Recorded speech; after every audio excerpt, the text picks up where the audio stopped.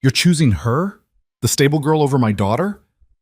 The words sliced through the parlor like a whip crack. Every eye in the room locked on Wyatt Brooks as he stood beside Emma Whitmore. Not the beautiful, delicate Lydia everyone expected, but her older sister. The one with calloused hands and dirt under her fingernails. The one nobody ever looked at twice. Emma's father's face turned purple with rage. Lydia's practiced smile shattered. And Emma? She stood frozen, waiting for Wyatt to take it back, to laugh, to reveal the cruel joke. But he didn't. Before we dive into this storm, hit that like button and drop a comment telling me what city you're watching from. I want to see how far Emma's story travels. Now let's begin. The February wind cut across the Montana territory like a dull blade, slow and mean. Emma Whitmore felt it through the worn fabric of her work coat as she hauled another armload of firewood toward the house. Her fingers had gone numb 20 minutes ago, but she'd learned to ignore that particular discomfort years back. There were always more important things than her own comfort, like keeping the stoves lit before her father's guests arrived. Through the kitchen window, she could see them preparing. Her younger sister Lydia stood in the parlor like a porcelain doll, turning slowly while their mother adjusted the emerald dress that probably cost more than Emma earned in 6 months of ranch work. Not that Emma earned anything. She just worked. That was the arrangement nobody bothered explaining because everyone understood it without words. "Emma!" Her father's voice carried from the house, sharp and impatient. "Where's that firewood?" She didn't answer. Answering wasted breath she needed for carrying. She kicked open the kitchen door and dropped the load beside the cast-iron stove, bark and splinters scattering across the floor she'd scrubbed that morning. Her mother appeared in the doorway, lips pressed thin. "Clean that up, and for heaven's sake, use the back entrance. Mr. Brooks will be here within the hour." "Mr. Brooks has seen worse than wood chips, Mama. Not in this house, he hasn't." Her mother's eyes traveled over Emma's appearance with barely concealed disappointment. "Go upstairs and make yourself presentable. Lydia can't be the only daughter visible tonight." Emma almost laughed. Presentable? As if there were any dress in this house that could transform her into something worth looking at. She'd tried that game once, years ago, before she understood how it worked. Before she learned that some daughters were meant to be displayed, and others were meant to make sure the display didn't fall apart. "I'll wash up," Emma said, "but I'm not changing. If Mr. Brooks wants to see the Whitmore family, he should see all of it, even the parts we keep in the barn."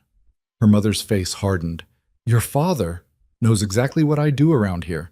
Emma moved past her toward the stairs. "He just prefers everyone else doesn't." The hot water in the basin upstairs was a luxury someone had prepared for Lydia. Emma used what was left, scrubbing the dirt from under her fingernails with a brush that had seen better days. Her face in the mirror looked weathered for 26. Brown hair pulled back in a braid that had started neat at dawn and given up by noon, skin tanned from work that wasn't supposed to mark a lady, gray eyes that held no illusions about what tonight meant. Wyatt Brooks was coming to choose a bride. Everyone knew it. The arrangement had been negotiated in careful letters between her father and James Brooks over the past 3 months. The Whitmore Ranch was dying, slowly, painfully, but definitely dying. Debts piled up like winter snow. Cattle prices had dropped.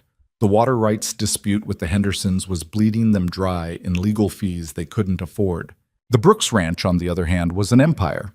Thousands of acres, profitable herds, political connections that reached all the way to the territorial governor. But even empires needed alliances, and apparently James Brooks had decided a marriage would seal this particular deal better than a handshake. So Wyatt was coming to inspect the merchandise. Emma pulled on her only clean shirt, plain blue cotton, serviceable, and her work pants. Her mother would hate it. Her father would probably send her back upstairs. But she was tired of pretending she was something she wasn't. If she had to stand in that parlor and watch her sister get chosen like a prize heifer, she'd at least do it honestly. The voices downstairs had changed, deeper now, male. Emma descended the stairs slowly, each step careful and deliberate. Not because she was nervous, she'd stopped getting nervous about these things, but because she wanted to see him before he saw her. Wyatt Brooks stood in the center of the parlor like he owned it. Tall, maybe 6'1" or 6'2", with the kind of build that came from actual work rather than gymnasium exercises.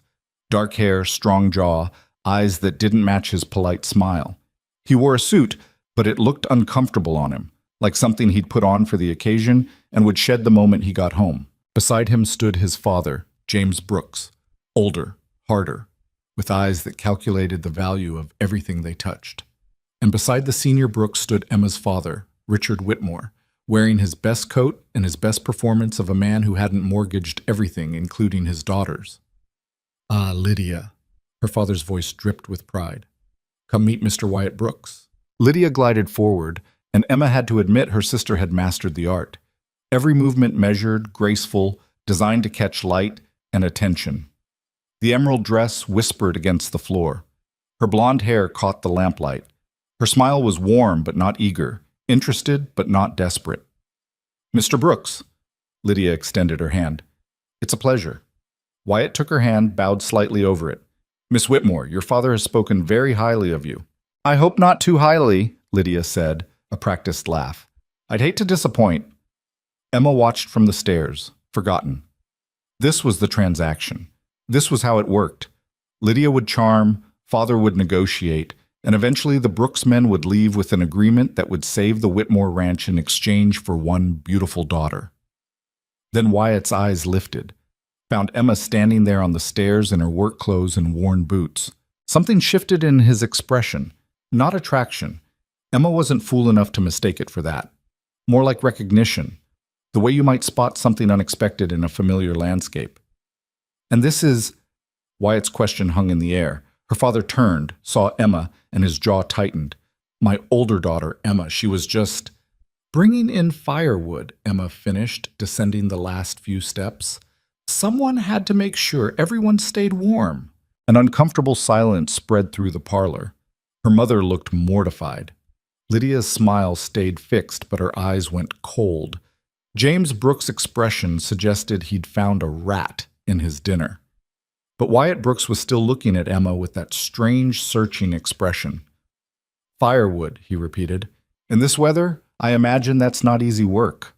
"It's work," Emma said. "Same as any other." "Emma helps around the property," her father said quickly, damage control spinning into motion. "She's very capable. But please, Mr. Brooks, let's sit. We have much to discuss." The evening proceeded according to script. Lydia sat beside Wyatt on the settee, answering questions about her education, excellent, her musical abilities, accomplished, her interests, appropriately cultured. She was perfect. Emma could have recited the performance from memory. James Brooks directed most of the conversation, steering it toward business arrangements while maintaining the fiction that this was purely social. Richard Whitmore agreed with everything, laughed at every joke, and slowly sold his daughter with the desperate charm of a man watching his entire world collapse. Emma served coffee, poured drinks, remained invisible except when usefulness demanded otherwise. But every time she moved through the room, she felt Wyatt Brooks watching her. Not the way men usually watched when they wanted something, more like he was trying to figure out a puzzle that didn't quite fit the pattern he expected. Around 9 o'clock, James Brooks stood. "Well, Richard, I believe we've had a productive evening. Wyatt, we should head back, early morning tomorrow." "Of course." Wyatt rose, but his attention stayed on Emma as she collected empty cups. "Miss Emma, do you ride?" The question came out of nowhere. Everyone in the parlor froze. Yes," Emma said. "Someone has to check the fence lines." "The north pastures are beautiful this time of year, even in winter," Wyatt said. "Perhaps you could show me the property tomorrow, if your father permits." Richard Whitmore's smile looked painful. "I'm sure Lydia would be delighted to—" "I'd like Miss Emma to show me," Wyatt interrupted, polite but firm. "If she's the one checking fence lines, she knows the land better than anyone." James Brooks' expression darkened. "Wyatt, we discussed—" "A tour of the property," Wyatt finished. "And Miss Emma clearly works the property. Makes sense she'd give the tour." Emma's heart hammered against her ribs. This wasn't how it worked. This wasn't the script. She glanced at Lydia, who sat frozen with that perfect smile cracking at the edges. "Of course," Richard Whitmore said, though his voice had gone tight. "Emma would be honored. Shall we say 10 o'clock? 10 is fine." Wyatt nodded to the room. "Ladies, Richard, until tomorrow." The Brooks men left, and the moment the door closed, the parlor exploded. "What the hell was that?" Richard Whitmore's face had gone crimson. "He's supposed to be courting Lydia." "He was just being polite," Emma's mother said quickly. asking about the property, nothing more. He looked at her, Lydia said quietly, and for the first time Emma heard something genuine in her sister's voice, something hurt and confused. The whole evening, he kept looking at her. Because she looked like a field hand in my parlor. Richard turned on Emma. What were you thinking coming down dressed like that? You told me to be presentable, Emma said. This is what presentable looks like on me. Don't be smart with me. That man is our only chance to save this ranch, and you...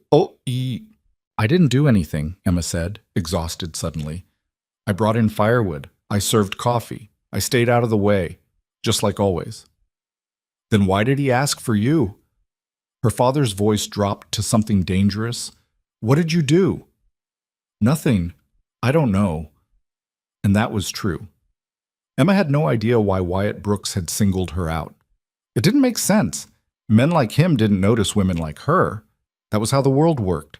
Well, you'll fix it tomorrow, Richard said. You'll take him on this damn tour, you'll talk up Lydia the entire time, and you'll make it clear where his attention should be. Understood? Emma nodded. There was no point arguing. That night, lying in her narrow bed listening to the wind rattle her window, Emma tried to make sense of it. Maybe Wyatt Brooks was just being kind. Maybe he felt sorry for the rough-handed older sister clearly pushed aside for the prettier one. Maybe he genuinely wanted to see the property and didn't care who showed him. Or maybe, a small voice whispered, he saw something the others didn't. Emma crushed that thought immediately. That kind of hope was dangerous. She'd learned that years ago. Morning came cold and clear. Emma was up before dawn, same as always, tending to the horses and checking the animals. By the time Wyatt Brooks arrived at 10, she'd already put in half a day's work. He came alone. That surprised her. No father watching over his shoulder, no chaperone insisting on propriety, just Wyatt Brooks on a big gray horse dressed in practical riding clothes that looked far more comfortable than last night's suit. Miss Emma? He tipped his hat. Mr. Brooks. She'd saddled her own horse, a bay mare named Rosie, who'd seen better days but still had good instincts. The property's not much to see this time of year, but I'll show you what we have. They rode in silence for the first 20 minutes, following the fence line toward the north pastures. Emma pointed out boundaries, water sources, sections that needed repair. She spoke plainly, without embellishment, the way she talked to one of the ranch hands. Wyatt listened without interrupting. Finally, as they crested a small hill overlooking the valley, he spoke. You do all this yourself? Not all of it. We have 2 hands who help. But most of it, yes. Your father is busy managing finances and legal matters, Emma said, repeating the script she'd been taught. And Lydia handles the household and social obligations. And you handle everything else. It wasn't a question, but Emma answered anyway. Someone has to. Wyatt dismounted near a section of fence that sagged badly, running his hand along the worn wood. This needs replacing. I know. Along with about 40 other sections, we don't have the lumber. The water rights dispute with the Hendersons. How bad is it? Emma hesitated. This wasn't proper conversation. She wasn't supposed to know about these things, much less discuss them with a potential business partner. But lying seemed pointless. He'd find out eventually if this alliance happened. Bad, she said. We've been sharing creek access for 20 years, but 3 years ago they tried to cut us off completely. Said the original agreement was invalid. It's been in court ever since, bleeding us dry. Who's in the right? Legally? Probably us. Practically? Doesn't matter. We can't afford to keep fighting, and they know it. Wyatt was quiet for a long moment, studying the fence, the land, the distant mountains. Your father seems to think a marriage alliance with my family will solve his problems. Emma's hands tightened on the reins. My father thinks a lot of things. And what do you think? The question caught her off guard. Nobody asked what she thought about anything. I think, Emma said carefully, that alliances only work if both sides honor them. And I think marriage is a hell of a thing to stake a ranch on. Wyatt turned to look at her fully. You don't approve of this arrangement. Doesn't matter if I approve. It's not my arrangement. But it's your sister. Lydia knows what she's getting into. She's been prepared for this kind of match her whole life. Emma kept her voice neutral. She'll make you a good wife, Mr. Brooks. She's beautiful, educated, cultured, everything a man in your position should want. And what if that's not what I want? Emma's heart stuttered. She told herself she'd misheard, misunderstood. I don't follow. Wyatt mounted his horse again, but he didn't move to ride. Last night, when I looked around your parlor, you want to know what I saw? I saw a stage. Everyone playing their parts perfectly. Your father, the desperate landowner. My father, the calculating empire builder. Your sister, the perfect bride. Even my own role. The dutiful son making an advantageous match. That's how these things work, Emma said. I know. I've been to a dozen of these arrangements, met a dozen perfect daughters in a dozen beautiful parlors, and every single one felt exactly the same. Empty. Performed. He looked at her. Then you came down those stairs in work clothes with dirt under your fingernails, and for the first time in months, I saw something real. Emma couldn't breathe properly. This was wrong. This was dangerous. This was... Mr. Brooks, you should know that my father instructed me to spend today talking up my sister's virtues, making sure you understood where your attention should be focused. Did he now? Yes. So let me be clear. Lydia is kind, intelligent, and accomplished. She plays piano beautifully. She speaks French. She'll host dinners and manage your household and never embarrass you in front of important people. She's everything I'm not. And what are you? The question hung between them like smoke. I'm the daughter who makes sure the firewood gets brought in, Emma said finally. That's all. I don't believe that. Believe what you want, Mr. Brooks. But I know how this story goes. You'll marry Lydia, the alliance will save my father's ranch, and everyone gets what they need. That's the arrangement. What if I want a different arrangement? Then you're a fool, Emma said bluntly. Lydia is the prize here. I'm just the help. Wyatt studied her for a long moment, something complicated moving behind his eyes. Then he smiled. Not the polite social smile from last night, but something genuine and slightly reckless. You know what my father told me before we left last night? He said, choose the pretty one. She'll photograph well and won't embarrass us at social functions. That's what he thinks marriage is for. Display and contracts. He's not wrong, Emma said. Not in your world. Maybe I'm tired of my world. They rode back slowly, the sun climbing toward noon. Emma's mind raced, trying to figure out what game Wyatt Brooks was playing. Men in his position didn't choose the rough-handed older sister. They just didn't. It violated every social rule, every practical consideration, every lesson Emma had learned about her place in the world. Unless he was toying with her. The thought arrived cold and sharp. Maybe this was some kind of test. Maybe he wanted to see if she'd overstep, get ideas above her station, embarrass herself by imagining she could compete with Lydia. Well, she wouldn't give him the satisfaction. When they reached the barn, Emma dismounted quickly. Thank you for the tour, Mr. Brooks. I'm sure my father will be eager to hear your thoughts. Emma, I have work to finish. She led Rosie into the barn without looking back. But that evening, when the Brooks men returned for dinner, everything went wrong. The meal was elaborate. Richard Whitmore had spent money they didn't have to impress. Lydia wore a different dress, even more stunning than the night before. The table glittered with their best silver, polished until it hurt to look at. Emma had been instructed to eat in the kitchen. She was halfway through a cold plate when her father appeared in the doorway, face pale. Emma. Parlor. Now. Her stomach dropped. What's wrong? Just come. The parlor felt airless when she entered. Her mother sat rigid on the settee. Lydia stood by the window, her back to the room. James Brooks looked like he'd swallowed something poisonous. And Wyatt Brooks stood in the center of it all, chin raised, shoulders squared. Tell her, Richard Whitmore said, voice strangled. Wyatt turned to Emma. I've informed both our fathers that if this alliance is to proceed, you're the daughter I intend to marry. Not Lydia. You. The floor dropped out from under Emma's world.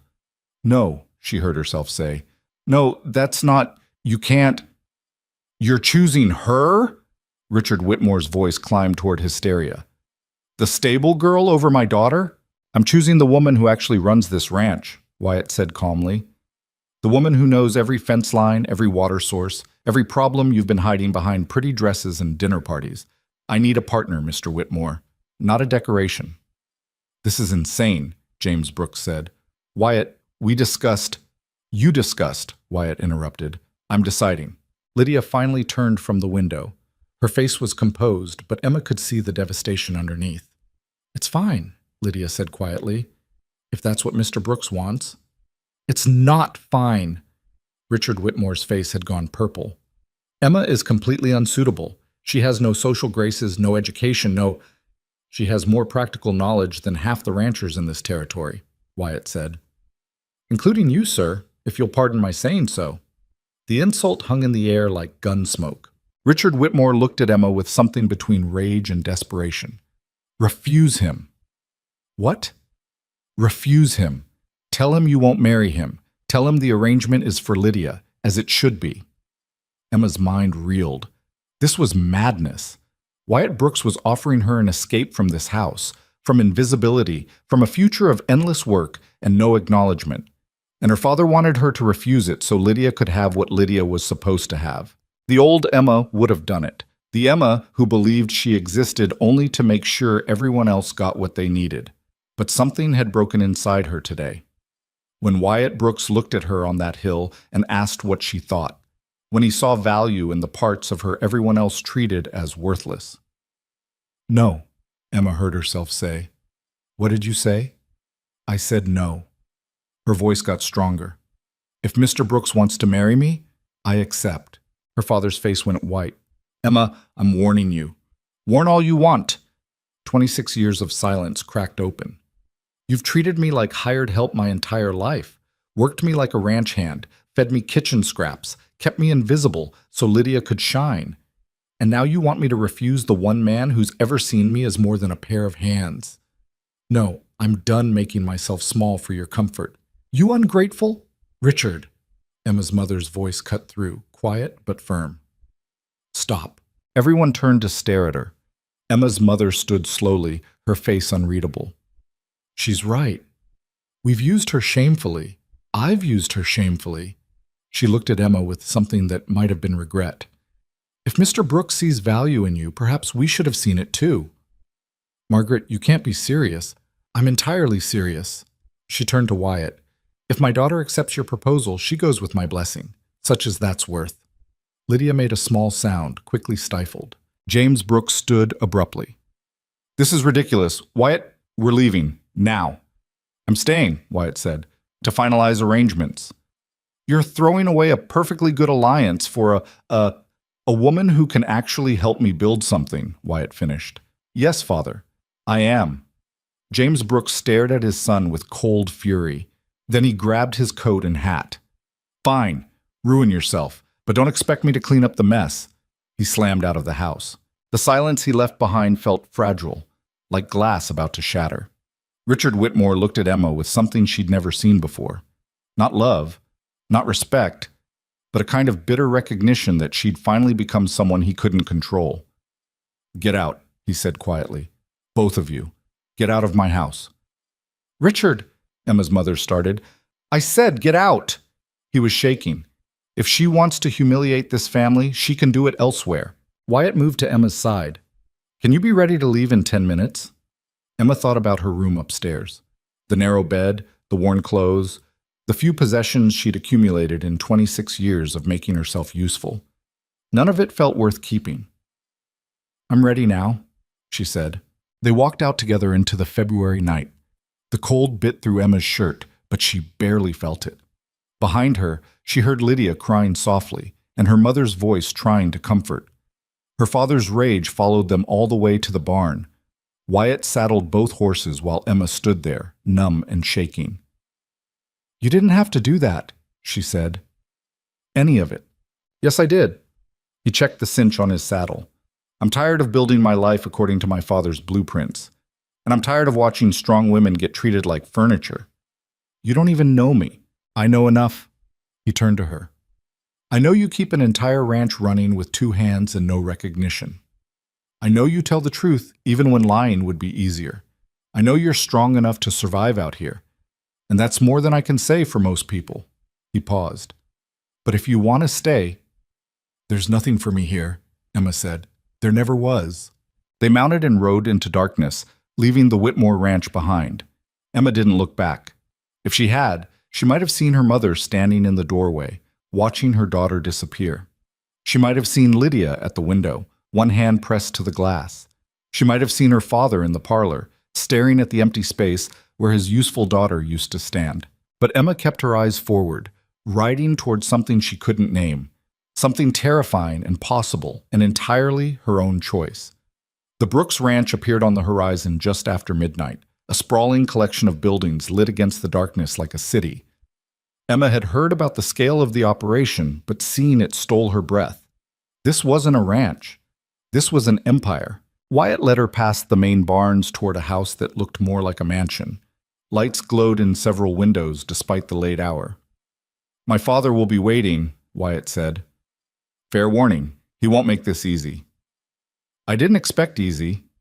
They tied the horses and climbed the steps to a wide porch. Before Wyatt could open the door, it swung inward. James Brooks stood there, scotch in hand, eyes cold. "So you actually brought her?" "I did," Wyatt said.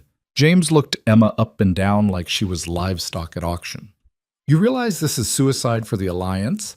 Richard Whitmore won't honor any agreement now. You've humiliated his favored daughter and stolen the wrong one." "I didn't steal anyone," Wyatt said. "Emma made her own choice." "Did she now?" James stepped aside to let them in. "Well then, Miss Emma, welcome to the Brooks Ranch. I do hope you understand what you've gotten yourself into." The interior of the house was overwhelming. High ceilings, expensive furniture, walls covered in paintings and trophies. Everything designed to remind you exactly how much power the Brooks family held. Emma had never felt smaller in her life. "Maria will show you to a room," James said, gesturing to an older Mexican woman who'd appeared from somewhere. "We'll discuss arrangements in the morning, assuming you both come to your senses by then." Emma followed Maria up a grand staircase and down a hallway lined with closed doors. The room Maria opened was bigger than Emma's entire bedroom back home, with a four-poster bed and curtains that probably cost more than a good horse. "Bathroom is through there," Maria said, pointing. "If you need anything, pull that cord. Someone will come." "Thank you," Emma managed. Maria started to leave, then paused. "For what it's worth, Mija, I think the young Mr. Brooks made a good choice. We could use someone real around here." Then she was gone, and Emma was alone in a room designed for someone who belonged. She sat on the edge of the bed, still wearing her work clothes, still smelling of horses and cold night air. Around her, the mansion settled into silence, expensive, suffocating silence. What had she done? 12 hours ago, she'd been invisible, miserable, but at least familiar with her misery. Now she was engaged to a man she barely knew, living in a house that felt like a museum, facing a future that made no sense according to any rules she understood. But when she closed her eyes, she remembered standing on that hill with Wyatt Brooks, speaking truthfully for the first time in years, being seen for the first time in her life. Maybe that was worth the terror. Emma lay back on the impossibly soft bed and stared at the ceiling, listening to the foreign sounds of her new prison, or her new freedom. She wouldn't know which until morning. Dawn came too early and too bright. Emma woke disoriented, tangled in sheets that felt like silk against her work-roughened skin. For a moment, she didn't remember where she was. Then it all crashed back. The choice, the fight, the midnight ride. James Brooks' cold eyes measuring her worth and finding her lacking. She sat up, muscles stiff from yesterday's tension. Through the window, she could see the Brooks Ranch spreading out in every direction, bigger in daylight than it had seemed in darkness. Barns, corrals, outbuildings, workers already moving between them like ants in a well-organized colony. This was what Wyatt stood to inherit. This was what his father thought she'd ruin. Someone knocked on the door. "Come in," Emma called, expecting Maria. Instead, Wyatt entered, already dressed for work in worn jeans and a flannel shirt that looked like he'd owned it for years. He carried a cup of coffee that smelled strong enough to wake the dead. "Thought you might need this." He set it on the bedside table. "How'd you sleep?" "Like someone who just burned down her entire life." Emma reached for the coffee. "Your father hate me yet?" "He hated you before you got here. Now he's just deciding how to get rid of you." Wyatt sat in the chair by the window, casual as if visiting women's bedrooms at dawn was perfectly normal. "He's called a family meeting for 8. That gives us an hour." "For what?" "For me to show you what you're actually getting into." He stood. "Get dressed. Wear something you can work in." Emma almost laughed. That's all I own. 20 minutes later, they were walking through the main barn, boots crunching on fresh straw. The scale of the operation made Emma's old ranch look like a child's plaything. Dozens of horses in clean stalls, tack organized with military precision, ranch hands moving with the efficiency of people who knew exactly what was expected. A few of them nodded to Wyatt. Most of them stared at Emma like she was a curiosity that had wandered in from somewhere else. We run about 2,000 head of cattle across 4 ranges, Wyatt was saying. Employ 32 full-time hands, another 20 seasonal during Roundup. My father built this from nothing over 30 years. He's proud of that. Won't let anyone forget it. Including you? Especially me. Wyatt led her toward a corral where several men were working with young horses. He expects me to expand it, double the herd, acquire more land, push into markets back east, build an empire worthy of the Brooks name. And you don't want that? Wyatt was quiet for a moment, watching a sorrel colt buck against a training rope. I want to build something that lasts. That's not the same thing as building something big. One of the ranch hands approached, older, weathered, with the kind of face that had seen everything twice. Boss, we got a problem with the fence line up on the north ridge. Whole section came down in the wind last night. How many posts? Maybe 20. Could have been worse, but we'll need lumber. I'll ride up after the meeting. Wyatt turned to Emma. This is Tom Gardner, our foreman. Tom, this is Emma Whitmore. She'll be working with us. Tom's eyebrows climbed toward his hat. Working with us, or... Working, Emma said firmly. What kind of fence are we talking about? Tom glanced at Wyatt, uncertain, then back at Emma. Split rail, mostly. Keeps the cattle from drifting into Henderson property. The Hendersons who are fighting my father over water rights? The same. Tom's expression shifted, reassessing. You know about that? I know my father's been bleeding money on lawyers while the Hendersons cut off creek access. I know it's going to bankrupt him inside 6 months. Emma looked at Wyatt. I'm guessing your father thought a marriage alliance would solve that problem. Tie the properties together, make the dispute irrelevant. That was the idea, Wyatt said. Except I'm not Lydia, and my father probably wants me dead right now, which means that alliance is toast. Emma turned back to Tom. So when that fence comes down and cattle drift onto Henderson land, we've got a different problem entirely. Tom's face split into something like a grin. I'll be damned. She actually knows ranching. She actually does, Wyatt said, which is why when my father tries to tear her apart at breakfast, I'd appreciate the men remembering who fixes fence lines around here. Tom nodded slowly. Word travels fast in a bunkhouse.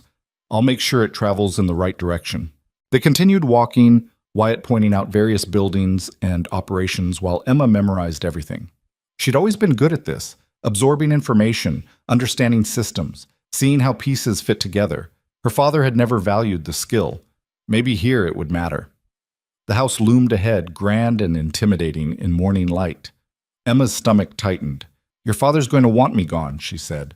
Probably. And you're going to fight him on it. Definitely. Emma stopped walking. Why? You barely know me. For all you know, I'm terrible. I could be lazy, stupid, mean as a snake. Are you? No, but that's not the point. You're risking your relationship with your father, your inheritance, your entire future on someone you met yesterday. Wyatt turned to face her fully. You want to know what I saw yesterday? I saw a woman who works harder than most men, speaks truth when everyone else is lying, and has more practical knowledge in her little finger than my father's last 3 business partners combined. I saw someone real in a world that's mostly performance. He paused. And I saw someone brave enough to choose something terrifying over something safe. That's not nothing, Emma. It might not be enough. Then we'll find out together. The family meeting took place in a dining room that could seat 20. Currently it seated 3. James Brooks at the head of the table, Wyatt to his right, Emma across from Wyatt where she could face James directly. Maria brought coffee and disappeared quickly, like she knew what was coming. James didn't waste time on pleasantries. I'll make this simple. This marriage is not happening. Yes, it is, Wyatt said calmly. You're throwing away a strategic alliance with the Whitmores. Richard Whitmore's ranch is dying. We both know that. The only value in that alliance was combining properties to solve the Henderson dispute. But there are other ways to handle the Hendersons. By marrying the daughter nobody wanted? James looked at Emma. No offense, Miss Whitmore, but You're not what we negotiated for. None taken, Emma said. I'm aware I wasn't the prize.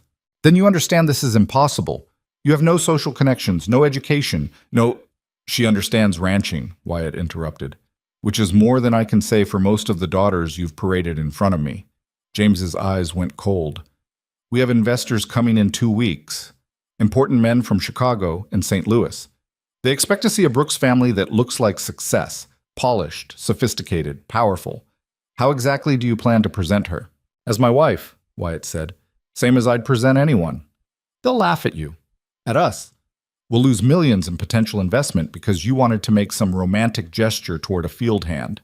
The words hit like a slap. Emma felt her face flush, but she kept her voice level. Mr. Brooks, I understand I'm not what you wanted for your son, but I'm what he chose. So you've got 2 options. Find a way to work with that, or keep fighting us and watch what it does to your relationship with him. James turned his full attention to her, and Emma understood suddenly why men feared this man. His gaze could cut steel. You think you're brave, James said, standing up to me, making demands. But bravery without intelligence is just stupidity. You have no idea what you've walked into. Then educate me. This ranch represents 30 years of work. Every acre, every building, every dollar was earned through calculation and strategy. I didn't build this by making emotional decisions or rewarding people for having rough hands. He leaned forward. I built it by being smarter and harder than everyone around me. And I'm not about to let my son tear it down because he was charmed by some frontier girl playing at equality. I'm not playing at anything, Emma said. I've worked ranches my entire life. I know cattle, horses, land management, water rights, fence repair, herd rotation, none of which matters in a business meeting with investors who expect a certain presentation. Emma understood then. This wasn't about her skills, it was about her not looking like she belonged in their world, not speaking like them, dressing like them, performing like them. So hire someone polished for your investor meetings, Emma said. I'll be out fixing the fence line on North Ridge where I can actually be useful. James smiled, but it wasn't friendly. Oh, you'll be at those meetings, Miss Whitmore. If you're going to ruin this family's reputation, you might as well do it publicly. The meeting ended badly. James left without another word, slamming the door hard enough to rattle the windows. Emma sat there feeling scraped raw. That went well, she said. Wyatt actually laughed. That was him being restrained, trust me. Your father hates me. My father hates everyone who doesn't fit his master plan. You get used to it. Do you? Emma looked at him. Get used to it? Wyatt's smile faded. No, but I've learned to survive it. The next week passed in a blur of work and warfare. Emma threw herself into ranch operations, determined to prove her value where it actually counted. She rode fence lines with Tom Gardner, helped repair equipment, worked with the hands during morning roundups. The men were skeptical at first, another boss's wife playing rancher, until they saw her actually work. Emma could rope, ride, and repair better than half of them. She didn't complain, didn't quit when things got hard, and didn't expect special treatment. By day 4, Tom was assigning her real work instead of make work. By day 7, some of the hands were actually asking her opinion. James watched all of it with disapproval that bordered on contempt. He never missed an opportunity to undermine her. At dinner, he'd discuss business matters while speaking over Emma as if she wasn't there. When she offered suggestions, he'd dismiss them without consideration. He introduced her to visiting ranchers as Wyatt's project, leaving the implication hanging. Emma endured it because fighting him openly would only make things worse for Wyatt, but every slight built pressure inside her like steam in a sealed pipe. Wyatt saw it. You don't have to take this. Yes, I do, Emma said. They were sitting on the porch after another brutal dinner where James had spent an hour discussing investment strategies without once acknowledging Emma's presence. If I fight him every time, it just proves his point, that I'm difficult, unsuitable, a problem. You're not a problem. I'm a problem he didn't plan for, that's the worst kind. Emma watched the sunset paint the mountains red. He built this whole empire on control, controlling land, cattle, markets, people. And you brought home someone he can't control. Of course he hates me. He'll come around.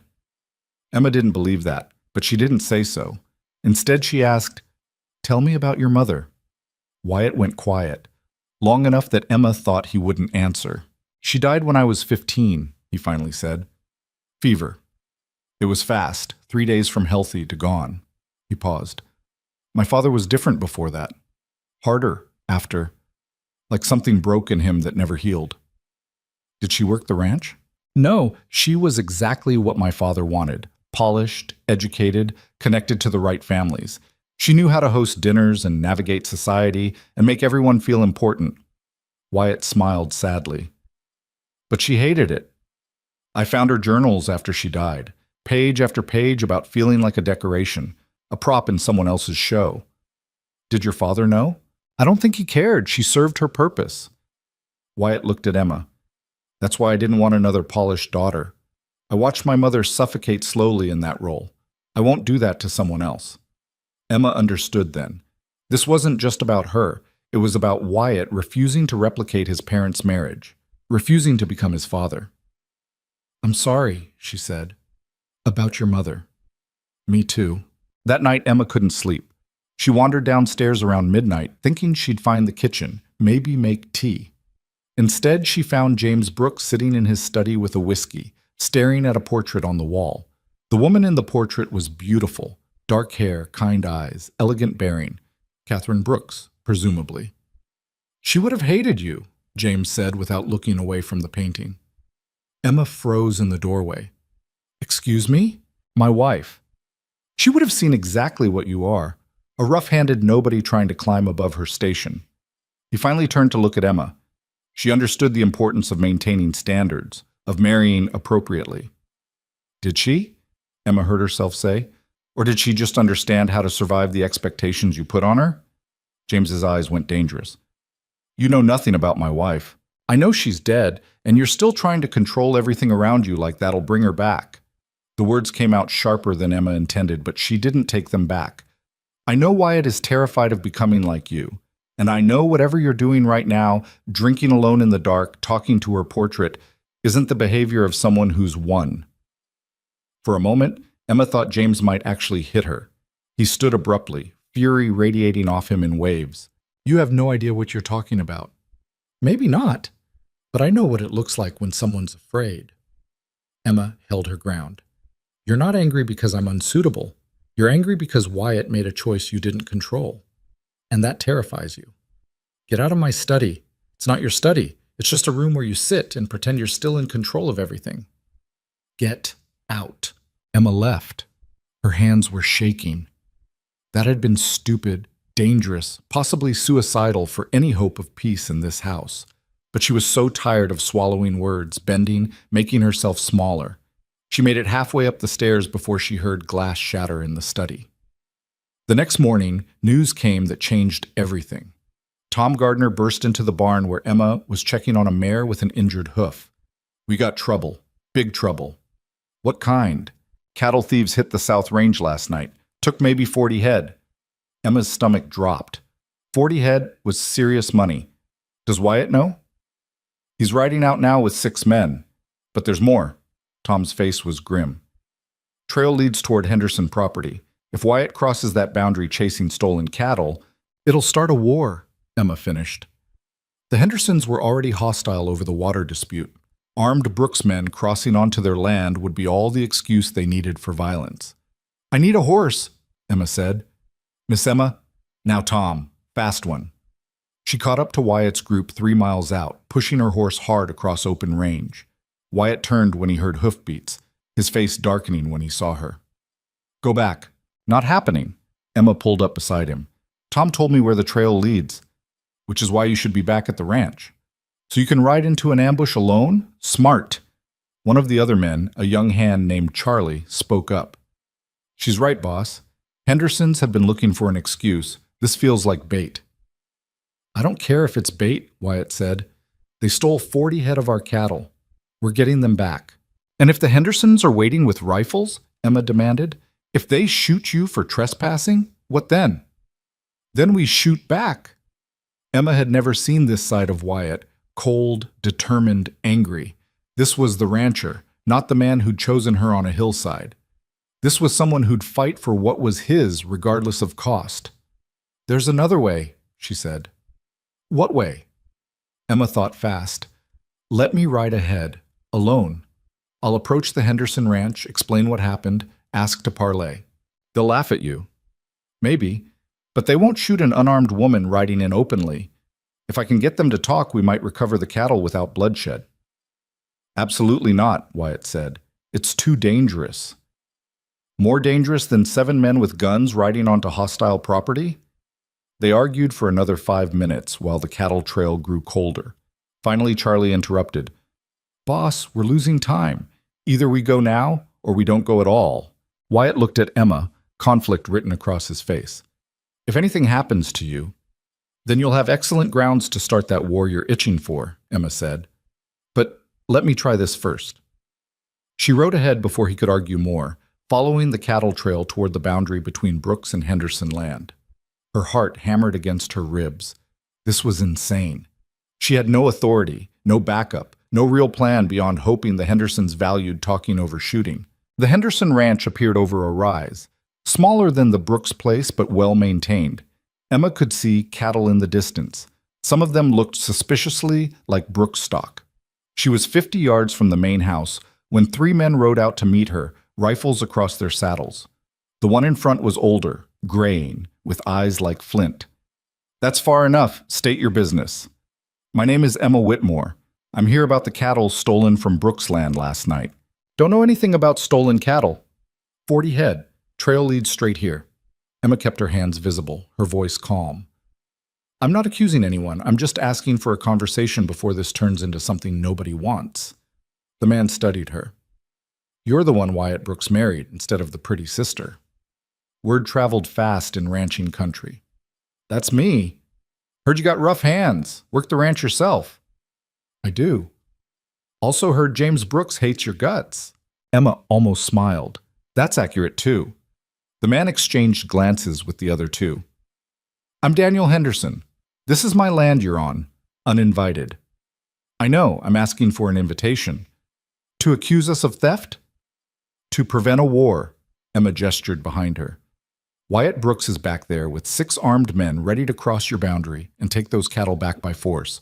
I convinced him to let me try talking first, so I'm talking. Are you listening? Daniel Henderson was quiet for a long moment. Then he said, Follow me, but your husband and his men stay where they are. Emma followed the Hendersons to the ranch house, hyper-aware that she was gambling everything on the hope that these men preferred negotiation to violence. Inside, Daniel's wife brought coffee while Emma explained the situation. Stolen cattle, the trail, Wyatt's men waiting at the boundary.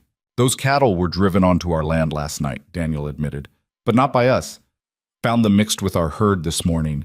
Brooks brands clear as day. Then who drove them here? Someone who wants Brooks and Henderson shooting at each other. Daniel's face was hard. We've got our disputes, but I'm not a thief and I'm not stupid. Starting a shooting war over 40 head makes no sense. Emma understood suddenly. Someone's trying to escalate the water dispute. That'd be my guess? Make it personal, make it violent, then swoop in and buy up whatever's left when we've destroyed each other. Who benefits? Could be anyone. Land speculators, rival ranchers, someone who wants both our properties cheap. Daniel looked at her. You seem smart for someone who just got here. Why are you really doing this? Because I'm tired of watching men solve problems with bullets when talking might work. Emma set down her coffee cup. And because if Wyatt crosses that boundary with guns, someone dies. Maybe him, maybe you, maybe someone's son or father. Over cattle that were stolen to create exactly this situation. Daniel studied her for a long time. All right, here's what I'll do.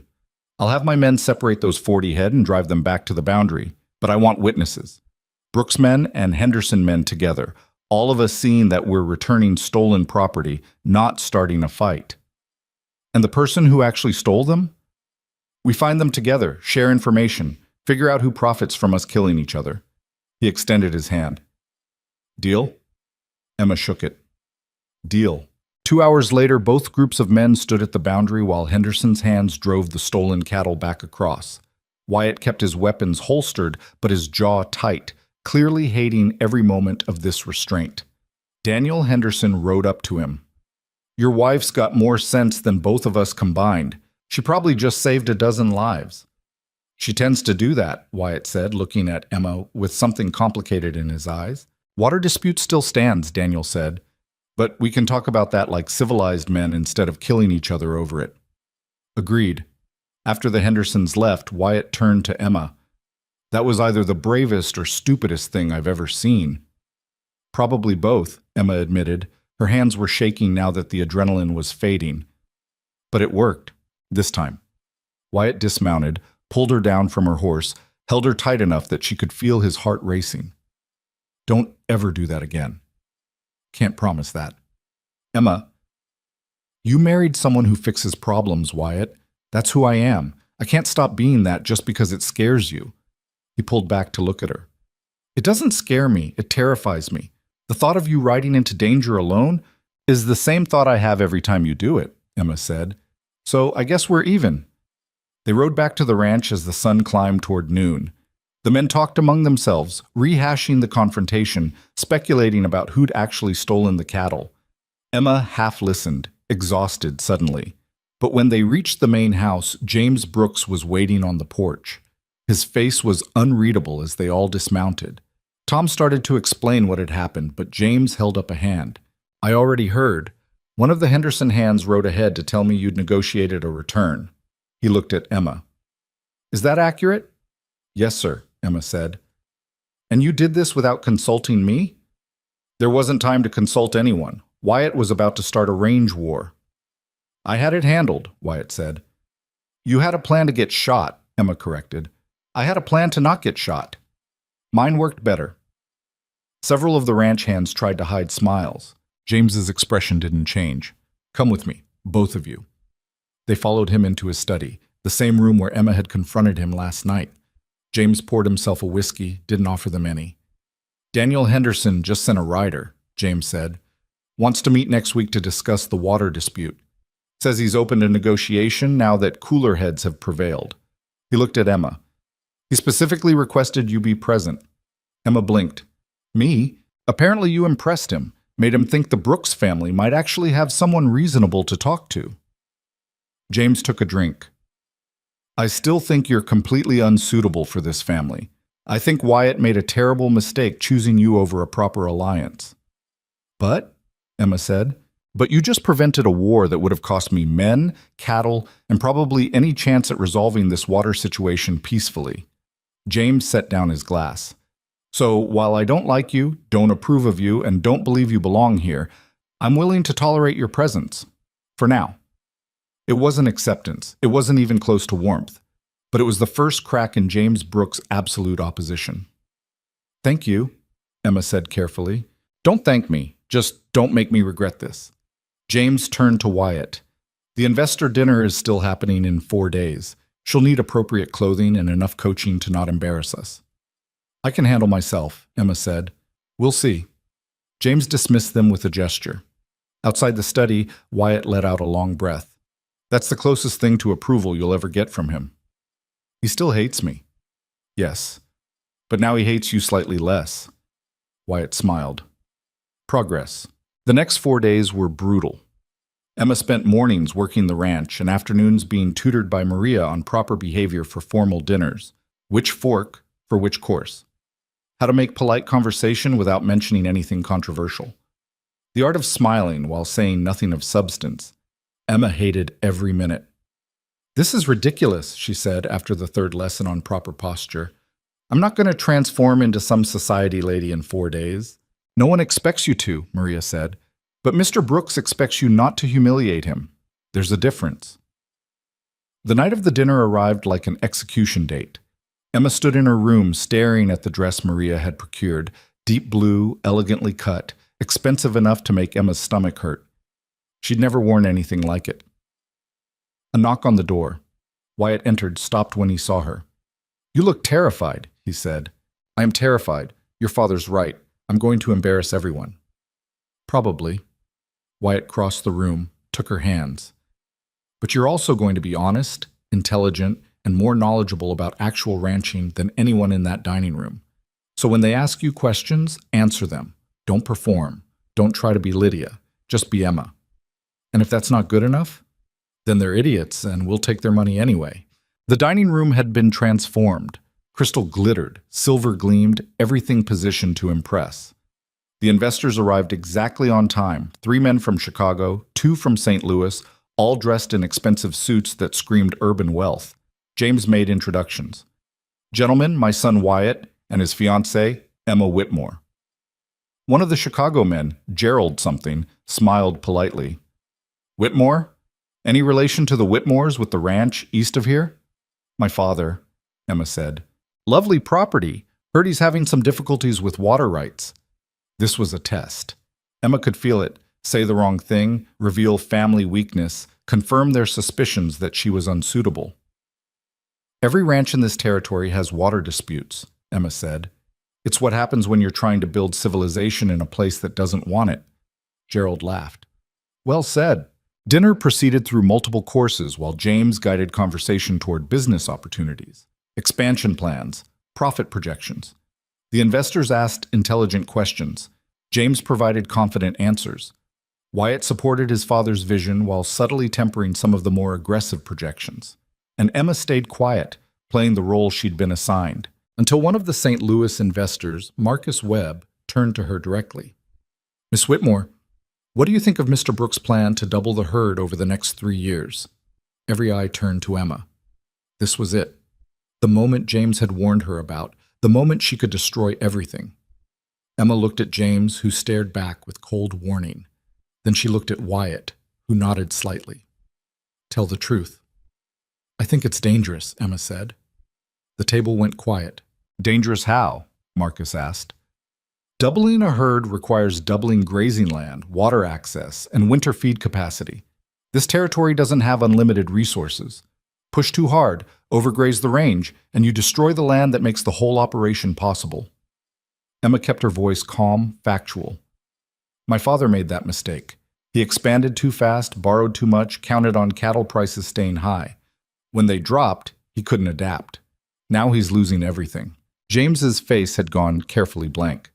So you're suggesting we don't expand? Gerald asked. I'm suggesting expansion needs to be strategic, sustainable, based on actual carrying capacity rather than optimistic projections. Emma looked at James. Ambition is good. Recklessness is fatal. And you base this on... Marcus leaned forward, genuinely interested.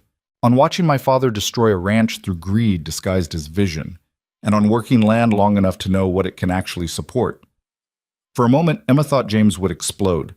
His hands were white-knuckled on his whiskey glass. Then Gerald started laughing. She's got a point, James. We've seen plenty of operations collapse from overexpansion. The ones that last are the ones that grow carefully.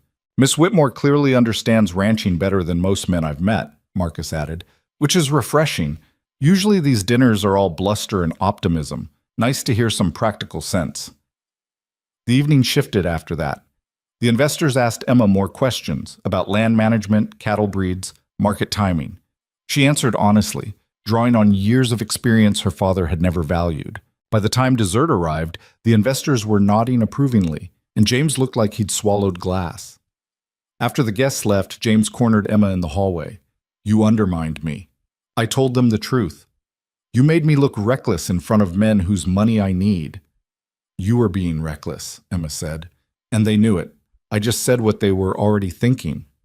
You don't know what they were thinking. Yes, I do. They're businessmen. They've seen operations fail from overexpansion. They were testing your judgment. Emma held his gaze. And if I'd sat there nodding along with an unsustainable plan, they would have lost confidence in this entire family. Wyatt appeared in the hallway. She's right, Father. Marcus told me on his way out that Emma's honesty impressed them. They're moving forward with the investment. James looked between them, fury and reluctant respect warring in his expression. Finally, he said, Don't ever embarrass me like that again. I didn't embarrass you, Emma said. I saved you. She walked away before he could respond, her heart pounding. That had been dangerous, maybe suicidal for her place here, but she was done swallowing truth to make powerful men comfortable. Later that night, she found Wyatt on the porch, staring out at the dark ranch. You could have backed your father, Emma said. I could have, but you were right. He looked at her. You saved that deal tonight. They would have gone along with his plan, then watched it fail and blamed him for it. Now they trust us to actually know what we're doing. Your father doesn't see it that way. My father doesn't like being wrong. He'll adjust. Wyatt pulled her close. You were magnificent tonight. Terrifying, but magnificent. Emma leaned against him, exhausted. Behind them, the house loomed dark and massive. Somewhere inside, James Brooks was probably plotting how to get rid of her. But Emma had survived the test. She'd spoken truth and lived through it. For tonight, that was enough. The morning after the investor dinner, Emma woke to find an envelope slipped under her door. No name on it, just expensive paper sealed with wax. She opened it carefully. The handwriting was elegant, feminine, achingly familiar. Emma, I need to see you. Please, don't tell father. L. Emma's hands trembled, holding the letter. Lydia. Here. Somehow. She dressed quickly and went downstairs where Maria was preparing breakfast in the kitchen. Did someone arrive last night? Emma asked, after the dinner. Maria's face went carefully neutral. A young woman came to the servants' entrance around midnight, asked for you specifically. Mr. James doesn't know she's here. Where is she? The guest cottage, the small one by the east barn. Maria handed Emma a basket. Take her this. She looked half-starved. Emma found Lydia sitting on the cottage steps, still wearing the same traveling dress she must have ridden in. Her hair, usually perfect, hung in tangled waves. Her face was pale, eyes red from crying. Emma. Lydia stood when she saw her, then seemed uncertain what to do with her hands. I didn't know where else to go. Emma set down the basket and waited. Whatever had brought Lydia here, it was bad enough to drive her across hostile territory in the dark to beg help from the sister she'd barely spoken to in years. Father arranged a marriage, Lydia said finally, to Edgar Pemberton. Emma knew the name. Everyone in the territory did. Edgar Pemberton was 63 years old, owned a bank in Denver, and had buried 2 wives already. When? Emma asked. Next month. He's already paid Father $20,000? Lydia's voice cracked. I'm being sold, Emma. Just like cattle. Father didn't even ask me. Just told me 2 days ago that I was engaged and the wedding was scheduled and I should be grateful because Pemberton's money would save the ranch. What did you say? What could I say? I'm 23 with no skills, no money, no prospects. Father made it very clear that if I refused, I'd be thrown out with nothing. Lydia looked at Emma with desperate eyes.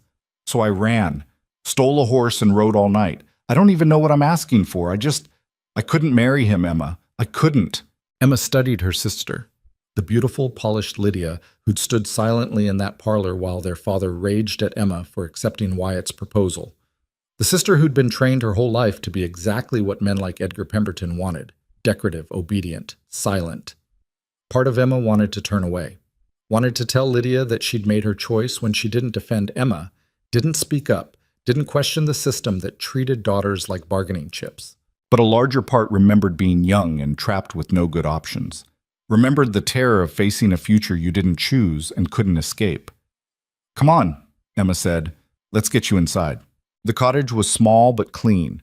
Emma got Lydia settled with food and water while her sister explained the rest. How Father had been drinking more since Emma left, raging about betrayal and ungrateful daughters. How he'd sought out Pemberton deliberately, knowing the man would pay well for a young, beautiful wife. How Lydia had overheard him telling Mother that if Emma had ruined one alliance, Lydia would fix it by making a better one. He called it a business opportunity, Lydia said bitterly. Said I should be honored that a man of Pemberton's wealth wanted me. And Mother? Cried, begged him to reconsider, but she won't stand up to him. She never has. Lydia picked at the bread in the basket. I used to think that made her weak. Now I just think she's trapped too. Emma sat across from her sister, seeing Lydia clearly for maybe the first time. Not a rival or a favored daughter, or a symbol of everything Emma wasn't. Just a young woman who'd been raised to be pretty and quiet, and was now discovering that pretty and quiet got you sold to old men with bank accounts. You can stay here, Emma said. For now, until we figure out what to do. Wyatt won't want me here. James Brooks certainly won't. They don't get a vote. Emma stood. I'll talk to them. You rest. You look like you haven't slept in days. Emma? Lydia's voice was small. Why are you helping me? After everything... Emma thought about that. Because someone helped me when I had nowhere to go. Guess I'm returning the favor. She found Wyatt in the barn working on a saddle repair that probably could have waited, but gave him somewhere to put his hands while thinking. Lydia's here, Emma said without preamble. Wyatt's hands stilled. Your sister Lydia. She ran away. Father arranged a marriage to Edgar Pemberton. The banker? He's ancient. He's rich. That's all Father cares about. Emma leaned against a stall door. She's staying in the East Cottage. I told her she could stay until we figure something out. Does my father know? Not yet. I'm telling you first because it'll go better if we present it together. Wyatt set down the saddle. Emma, having your sister here complicates everything. The alliance with your father is already destroyed. If he finds out we're harboring Lydia after she ran from an arranged marriage, I know. He could accuse us of kidnapping, sue us, make this into something ugly. I know that too. Emma met his eyes. But she's my sister, and she came here because she had nowhere else to go. I'm not turning her away. Wyatt was quiet for a long moment. My father is going to lose his mind. Probably. But you once told me you wanted to build something different than what your father built. Here's your chance to prove it. They found James in his office, reviewing ledgers. He looked up when they entered, immediately suspicious. This looks like trouble. Emma's sister arrived last night, Wyatt said. She's staying in the East Cottage. James set down his pen very carefully. The sister you didn't marry? The one whose father is probably sharpening knives with your name on them. Her father arranged a marriage to Edgar Pemberton, Emma said. She ran away. So she brought her problems to my ranch. James stood. Absolutely not. She leaves today. She stays, Emma said. You don't make decisions about who stays on this property. I'm making this one. Emma held her ground. Lydia has nowhere else to go. Sending her back means sending her into a marriage she doesn't want with a man 3 times her age. Not my problem, not my ranch's problem. James looked at Wyatt. Tell her. Wyatt took a breath. She stays, Father. Emma's right. You're both insane. Richard Whitmore will come here with lawyers, accusations, demands. He'll turn this into a legal nightmare. Let him try, Emma said. What's he going to claim? That we kidnapped his adult daughter, who rode here of her own free will? That we're forcing her to stay when she's the one who ran from him? He'll claim you corrupted her, turned her against her family. Good. Maybe more daughters should turn against fathers who sell them like livestock. James's face went dark red. You self-righteous little... This isn't about principles. This is about protecting what we've built here, and harboring a runaway bride puts all of it at risk. Then we'll handle the risk, Wyatt said. Together. You're choosing her side? Again? I'm choosing not to send a terrified woman back to a man who sees her as property. Wyatt's voice hardened. You taught me to be strong, Father. You never taught me to be cruel. There's a difference.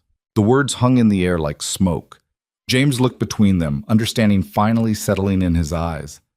This wasn't just about Lydia. This was about Wyatt drawing a line his father couldn't cross. Fine, James said finally. She can stay, temporarily. But when Richard Whitmore shows up demanding his daughter back, and he will, you two are handling it. I want nothing to do with this disaster. He left the office, slamming the door hard enough to rattle the windows. Wyatt let out a long breath. That went better than expected. He threatened to disown you yesterday. Today he's just angry. That's progress. Emma tried to smile. Right? I have no idea anymore. The next 3 days passed in tense waiting. Lydia stayed in the cottage, rarely coming out. Emma brought her meals and sat with her while her sister slowly unraveled years of careful composure. All the training, all the lessons in being the perfect daughter, all of it collapsed when Lydia realized it had only made her valuable to men who wanted to own beautiful things. I don't know how to do anything useful, Lydia said one afternoon. I can play piano and speak French and arrange flowers. What good is any of that? You can learn other things. Like what? Ranch work? I don't have your hands, Emma. I can't even saddle a horse. Then learn bookkeeping. Learn household management. Learn something that makes you valuable for reasons besides being pretty. Emma said it gently. You're 23. Your life isn't over. It's just starting in a direction you didn't expect. Lydia looked at her with something like envy. You make it sound easy. It's not easy. It's terrifying and hard, and some days I want to quit, but it's mine. That's the difference. On the fourth day, Richard Whitmore arrived. Emma saw the dust cloud from the north ridge where she was working fence with Tom and two other hands. A single rider pushing hard. Even from a distance, she recognized her father's gray gelding. "That's trouble," Tom said. "Yeah." Emma climbed down from the fence. "I need to get back to the house." She made it to the main yard just as her father dismounted. He looked terrible. Thinner, grayer, worn down by whiskey and rage. When he saw Emma, his face twisted. "Where is she?" "Hello, Father." Emma stayed calm. "Nice to see you too. Don't play games with me. Where's Lydia?" "Somewhere safe." "She's my daughter. She belongs at home." "She's an adult woman who made her own choice to leave." Emma crossed her arms. "Same choice I made." Richard Whitmore stepped closer, voice dropping to something dangerous. "You've poisoned her against me, filled her head with your rebellious nonsense. This is your fault." "My fault?" Emma laughed without humor. "I didn't arrange her marriage to a man old enough to be her grandfather. That was all you. Edgar Pemberton is a respectable man who offered good money. There it is. Good money. That's all you see, isn't it? Your daughters aren't people. We're just assets you can sell when you need cash." Her father's hand came up fast. Emma didn't flinch. She'd been hit before, years ago, before she learned to stay out of range. But the blow never landed. Wyatt caught Richard's wrist mid-swing. "Touch her and you leave here with broken bones." Richard yanked his arm free. "This is family business." "She's my family now. That makes it my business." Wyatt positioned himself between Emma and her father. "You want to talk to Lydia? We can arrange that. But you don't get to come onto my property and threaten my wife." "She's not your wife yet." "Close enough. And my father may tolerate you. I don't have to." For a moment, Emma thought her father might actually swing at Wyatt. But Richard Whitmore was a bully, not a fighter. He backed down, redirecting his rage. "Lydia is coming home. Today. Or I'll have the law on both of you." "On what charge?" Emma asked. "She rode here herself. She's staying of her own free will. What law have we broken?" "I'll find one." Richard's eyes were desperate now. "I'll ruin you, both of you. I'll tell everyone what you are. A scheming little witch who destroyed her own family." "Tell whoever you want," Emma said. "I'm done caring what you think. You'll care when no one in this territory does business with the Brooks Ranch because of you, when investors pull out, when—" "Father!" Lydia's voice cut across the yard. She stood near the barn, still wearing the simple dress Maria had given her, hair pulled back in a practical braid. She looked smaller than Emma remembered, younger, but her voice was steady. Richard spun toward her. "Lydia, thank goodness. Get your things. We're leaving." "No." The word hung in the air. "What did you say?" "I said no." Lydia walked closer, each step deliberate. "I'm not marrying Edgar Pemberton. I'm not going back to that house. I'm not—" Her voice wavered, but held. "I'm not for sale anymore." Richard's face went white, then red. "You ungrateful. After everything I've done for you. You dressed me up and showed me off and treated me like a prize horse," Lydia said. "That's not love, Father. That's livestock management. I gave you everything. Education, clothes, opportunities. You gave me training in how to be valuable to rich men." Lydia's composure cracked slightly. "And now you're upset that I don't want to use that training to save your failing ranch. The ranch is failing because your sister destroyed our alliance with the Brooks family. The ranch is failing because you made bad decisions for years and refused to admit it," Emma said. "Stop blaming your daughters for your mistakes." Richard looked between them, understanding finally penetrating his rage. Both daughters, standing together, refusing him. His whole strategy collapsed around him. "Fine," he said, voice shaking. "Keep each other. You're both dead to me. No inheritance, no family, nothing. You want to be independent? Be independent. See how long you last without my name protecting you." "Your name has been a weight around my neck since birth," Emma said. "I'll manage without it." Richard Whitmore climbed back on his horse. Before leaving, he looked at Lydia one more time. "When you come crawling back, and you will, don't expect me to take you in. I'm done with daughters who don't know their place." "Good," Lydia said quietly. "I never want to see you again." He rode off in a cloud of dust and bitterness. Emma watched him go, feeling nothing. No sadness, no anger, just a kind of empty relief that the final tie had been cut. Beside her, Lydia was crying, silent tears running down her face while her shoulders shook. Emma put an arm around her sister. You did good. I just destroyed my entire life. No, you just started building a new one. Wyatt approached carefully. Lydia, you're welcome to stay as long as you need. We'll figure something out. Lydia wiped her eyes. Thank you, both of you. I know this complicates everything. Everything was already complicated, Emma said. This just makes it more interesting. That evening, James summoned them all to his office. Emma, Wyatt, and Lydia stood before his desk like students called before a headmaster. Well, James said, that was a disaster. It was necessary, Wyatt said.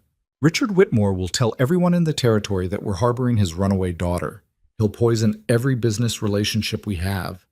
Investors will hear about family chaos and reconsider their commitments. James looked at Emma. This is what happens when you let emotions drive decisions. This is what happens when you stop treating people like property, Emma shot back. Yes, it's messy. Yes, it creates problems. But it's the right thing to do. Right doesn't pay debts. Right doesn't expand operations. Right doesn't build empires? Emma interrupted. Maybe not, but it builds something that lasts longer than money. James studied her for a long moment.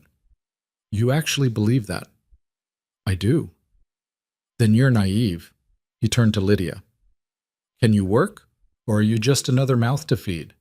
Lydia straightened her spine. I can learn. Whatever you need me to do, I'll learn. Bookkeeping, James said. We need someone to organize the accounts, track expenses, manage payroll. It's tedious work that requires attention to detail and no physical strength. Think you can handle it? Yes, sir. You'll work with Maria. She'll teach you the household accounts first, then move you to ranch operations. James's expression didn't soften. You make mistakes, you're gone. You cause trouble, you're gone. You prove to be useless, you're gone. Understood? Understood. After Lydia left, James poured himself a whiskey.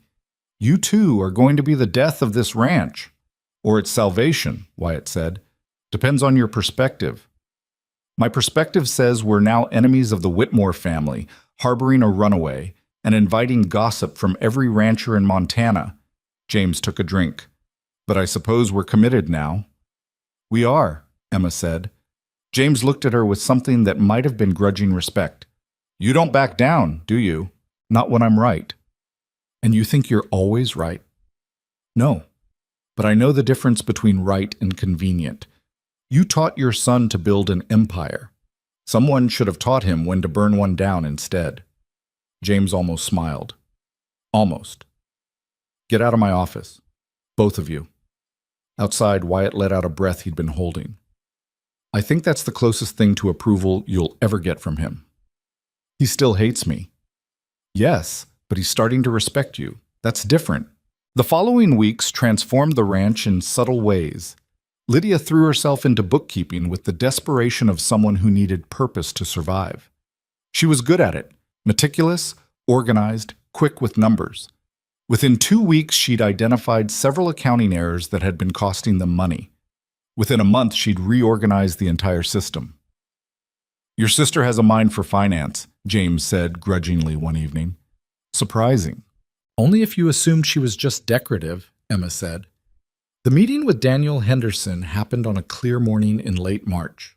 Both families gathered at a neutral property, an abandoned line shack halfway between their ranches. Emma, Wyatt, and James represented the Brooks side.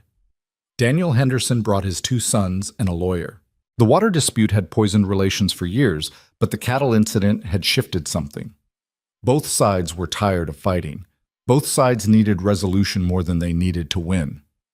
Emma sat quietly while the men discussed technical details of creek access, seasonal flow rates, historical usage patterns.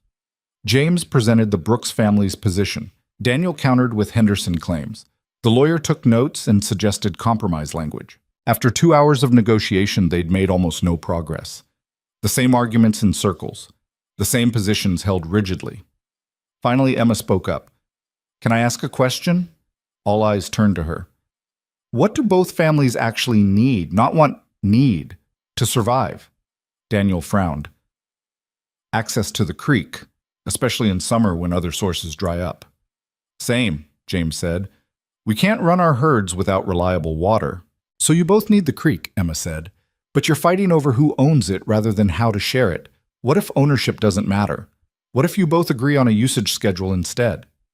We tried that, Daniel said. It fell apart when someone violated it and there was no enforcement mechanism, Emma finished. Right, so build enforcement into the agreement. Third-party arbitration for disputes. Penalties for violations.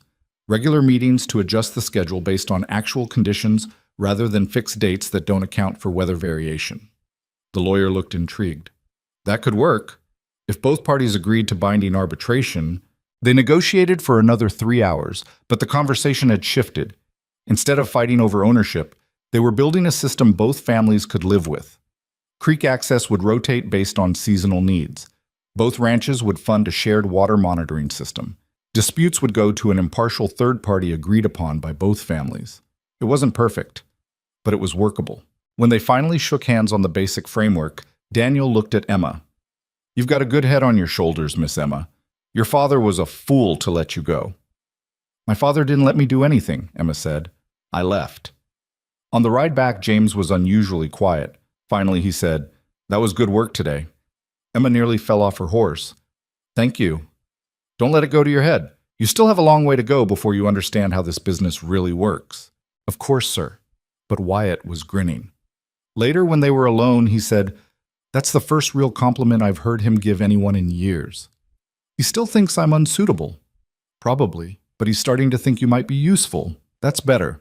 Spring deepened into the territory, bringing green to the brown hills and hope to operations that had survived another brutal winter. The investment deal moved forward, though at a smaller scale than James had wanted. The Henderson Agreement was formalized with lawyers and witnesses. The ranch settled into a rhythm that felt almost stable. Lydia continued working with the books, slowly building confidence in her own abilities. She still had moments of panic, waking up terrified that father would appear and drag her back. But those moments grew fewer as the weeks passed. One evening, Emma found her sister on the cottage porch, watching the sunset paint the mountains gold. You look settled, Emma said. I look trapped in a different way, Lydia corrected. But it's a better trap, one I chose. That's something. Lydia was quiet for a moment. I owe you an apology for how I acted when you were at home. I knew father treated you terribly. I saw it every day. And I said nothing because it benefited me to stay in his good graces. I know. That's all you're going to say? I know? Emma sat beside her. What do you want me to say? That I forgive you? I do. That I understand? I do that too. You were surviving the only way you knew how, same as me. You were braver. I was desperate. That's different from brave. Emma watched the sunset bleed across the sky. But we're both here now. Both building something new. That's what matters. Inside the main house, lights came on against the gathering dark. Emma could see Wyatt moving through the rooms, probably looking for her. James was still in his office, working late as always. Maria was preparing dinner, her shadow passing across kitchen windows. The strange, complicated family that Emma had somehow become part of. Not perfect. Not even particularly comfortable, but real in ways her old life never was. Come on, Emma said to Lydia. Dinner's soon and Maria hates it when we're late. They walked back to the house together, two sisters who'd been divided by a father's favoritism and reunited by his cruelty. The path between the cottage and the main house was worn smooth by their daily passage. Emma wondered if someday she'd look back and see this moment as the beginning of something good. Or maybe she'd see it as a beautiful disaster still unfolding. Either way, it was hers. That counted for something. Inside, Wyatt greeted them with news. Letter came from the territorial governor's office. They want to meet about expanding rail service west. They specifically requested you be there, Emma. Me? Why? Something about wanting input from ranchers who actually work their land. Wyatt smiled. Seems your reputation is spreading. James appeared in the doorway of his study. The governor's office doesn't request meetings. They summon.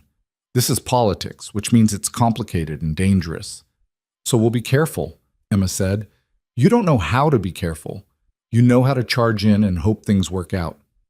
But James didn't look entirely displeased. Still, it's good for the family's reputation. We'll accept. Later that night, Emma lay in bed listening to the house settle around her. Footsteps in the hall, a door closing somewhere, wind against windows. Normal sounds of normal life. Except nothing about her life was normal anymore. 3 months ago, she'd been invisible, useful only for the work she could do and the space she could stay out of. Now people requested her presence at meetings, asked her opinion, valued her judgment. It was terrifying and exhilarating in equal measure. Wyatt appeared in his doorway. Can't sleep? Thinking too much. He crossed the room and sat on the edge of the bed. About? About how strange this all is, how impossible it should be. You choosing me over Lydia, your father tolerating my presence, Lydia being here, all of it. You think it's temporary? That it'll all fall apart? I think nothing this good lasts without a cost. Emma sat up. And I keep waiting for the bill to come due. Wyatt took her hand. What if there's no bill? What if this is just life? Messy and complicated, but real. Then I don't know how to do that. Neither do I. He smiled. Guess we'll figure it out together. He kissed her then, gentle and certain, and Emma let herself believe, just for a moment, that maybe impossible things could last. Outside, the Montana night stretched vast and dark over land that would test them, break them, rebuild them in ways they couldn't predict. Somewhere in the darkness, Richard Whitmore sat in his dying ranch and nursed his bitterness. Somewhere else, Daniel Henderson looked at the water agreement and allowed himself to hope. And in the Brooks mansion, two sisters slept under the same roof for the first time in months, both of them free in ways their father had never intended. The future remained uncertain. Danger still lurked in every decision, every choice, every moment of happiness that felt too fragile to trust. But for tonight, Emma was exactly where she'd chosen to be. And that was enough. The letter arrived on a Tuesday morning in early April, delivered by a writer Emma didn't recognize. Plain envelope, no return address, handed directly to her while she was working in the barn. Someone said to give this to Emma Brooks specifically, the writer said. Nobody else. Emma wiped her hands on her work pants. I'm not Emma Brooks. Not yet, anyway. You're the one who fixed the Henderson water dispute? I helped negotiate it, yes. Then you're who I'm looking for. He handed her the envelope and left before she could ask questions. Inside was a single page, handwritten in script she didn't recognize. Miss Whitmore, you don't know me, but I knew your future mother-in-law, Catherine Brooks. I have information about the Brooks Ranch that you need to see. Meet me at the old Parsons place, 3 miles west of town, tomorrow at noon.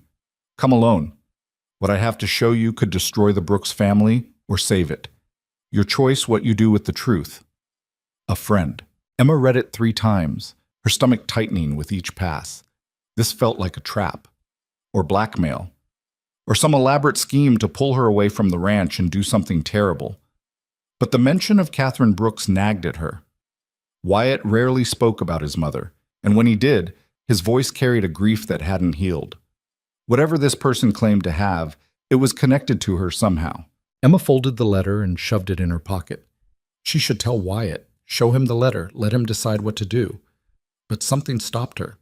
Some instinct that said this was information she needed to see first, before deciding who else should know. The next morning, she told Wyatt she was riding out to check the western fence line. Not a complete lie. The western fence did need checking, just not at the old Parsons place, and not for the reasons he'd assume. Want company? Wyatt asked. I'll take Tom. You've got that meeting with the lumber supplier. He kissed her forehead. Be careful. Western Range is rough country. I've survived worse. Emma rode out with Tom for the first 2 miles, then told him she wanted to scout ahead alone. He looked skeptical, but didn't argue. Emma was past the point where the ranch hands questioned her judgment. The Parsons place had been abandoned for years, a sagging homestead slowly being reclaimed by the land. Emma approached cautiously, scanning for ambush, for armed men, for anything that screamed danger. Instead, she found an older woman sitting on the porch steps, probably 60 or so, with gray hair and eyes that had seen too much. She stood when Emma dismounted. Miss Whitmore, thank you for coming. Who are you? My name is Helen Marsh. I was Catherine Brooks' closest friend. We grew up together, stayed close until she died. Helen gestured to the steps. Please, sit. This will take some time to explain. Emma stayed standing, hand near the rifle on her saddle. Explain from there. Smart. Don't trust strangers. Helen didn't seem offended. Catherine died 15 years ago. Before she passed, she gave me a collection of letters and documents, made me promise to keep them safe until the right person came along to use them properly. And you think I'm that person? I think you're the first person to enter that family who isn't controlled by James Brooks, which means you might actually do something with the truth instead of burying it.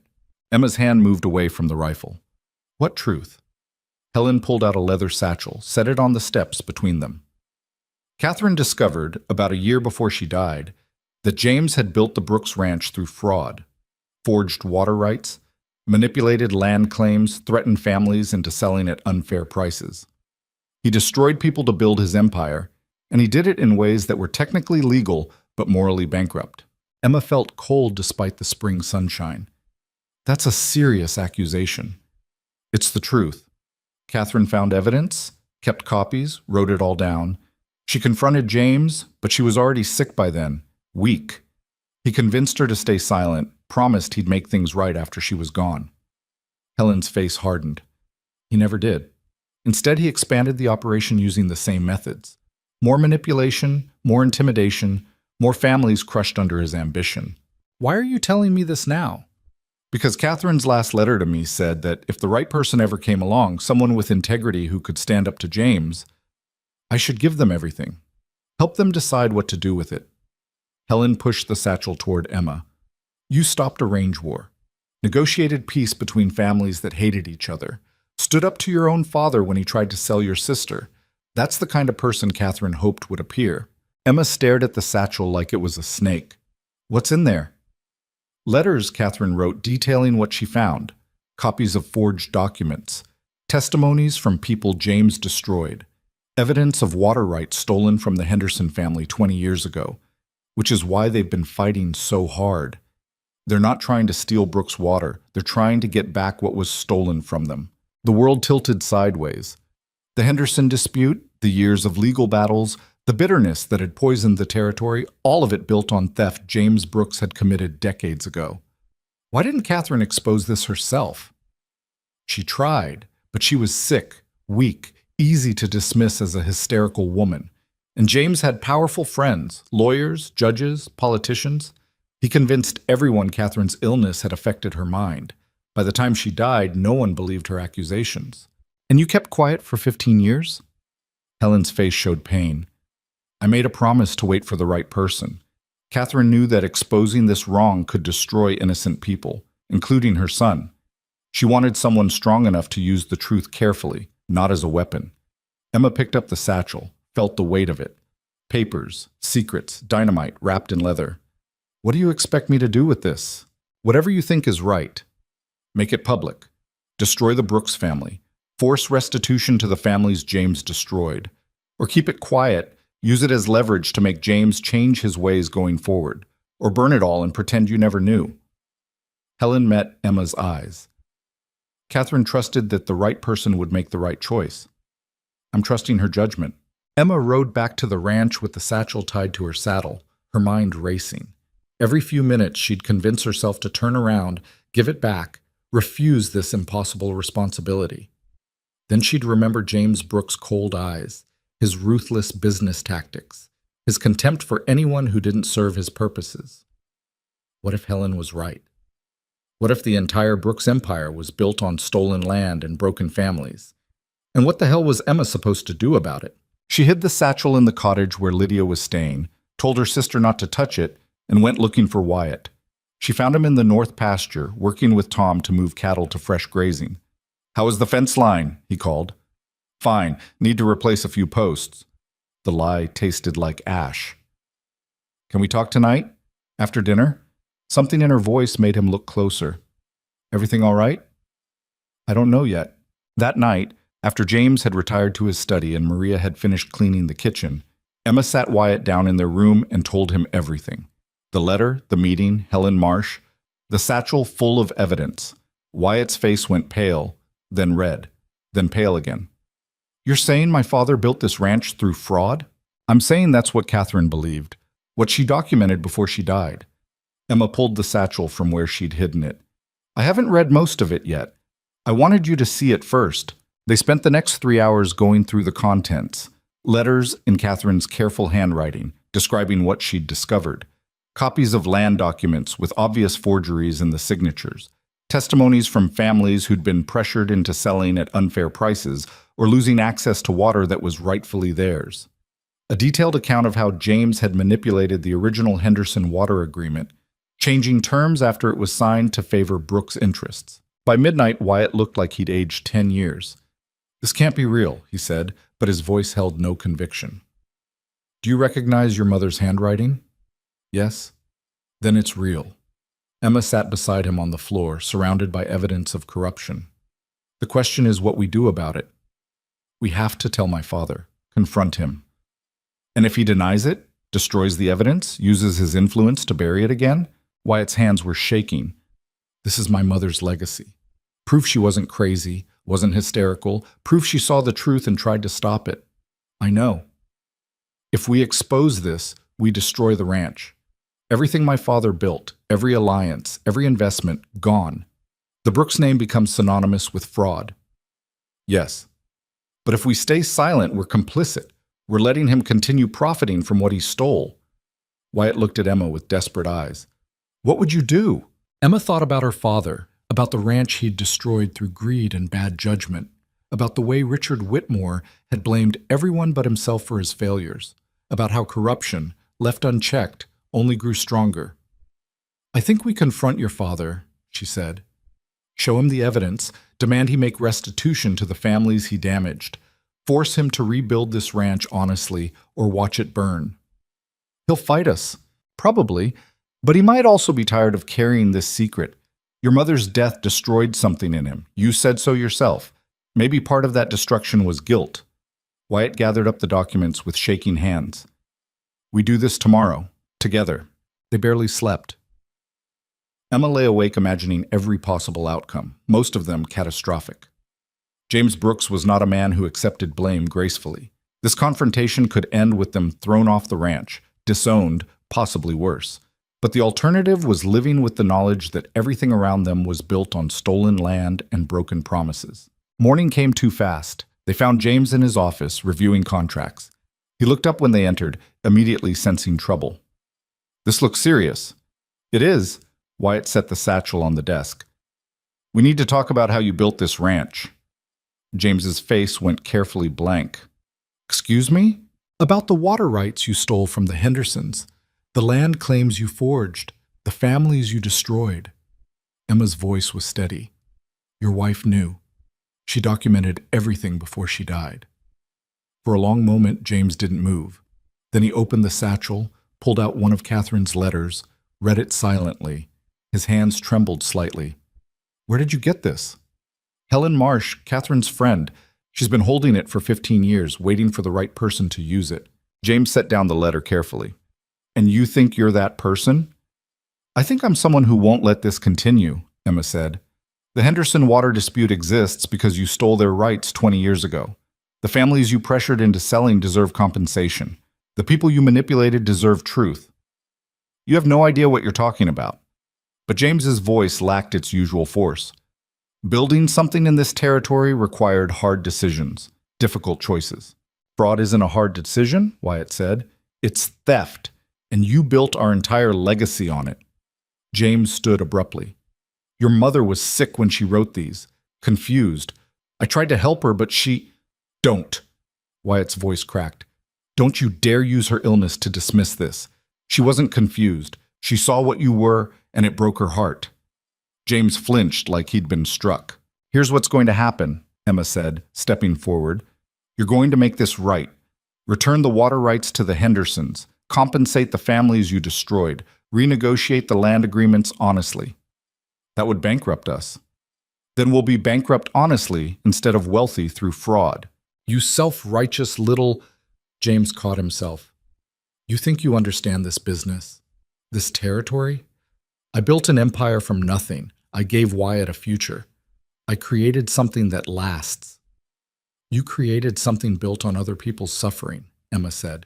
That's not a legacy. That's a curse. James looked at his son.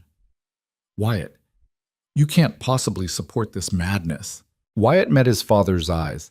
I support honesty, something you should have taught me instead of teaching me how to manipulate and intimidate. I taught you how to survive. You taught me how to become you, and I won't do it. Wyatt's voice was quiet but final. We fix this, Father. All of it. Or I walk away and take Emma with me, and you can watch your empire collapse alone. The threat hung in the air. James had built everything for Wyatt, to pass on to Wyatt, to create a dynasty through Wyatt. Without his son, none of it had meaning. You'd throw away everything I built? In a heartbeat, if it's built on lies.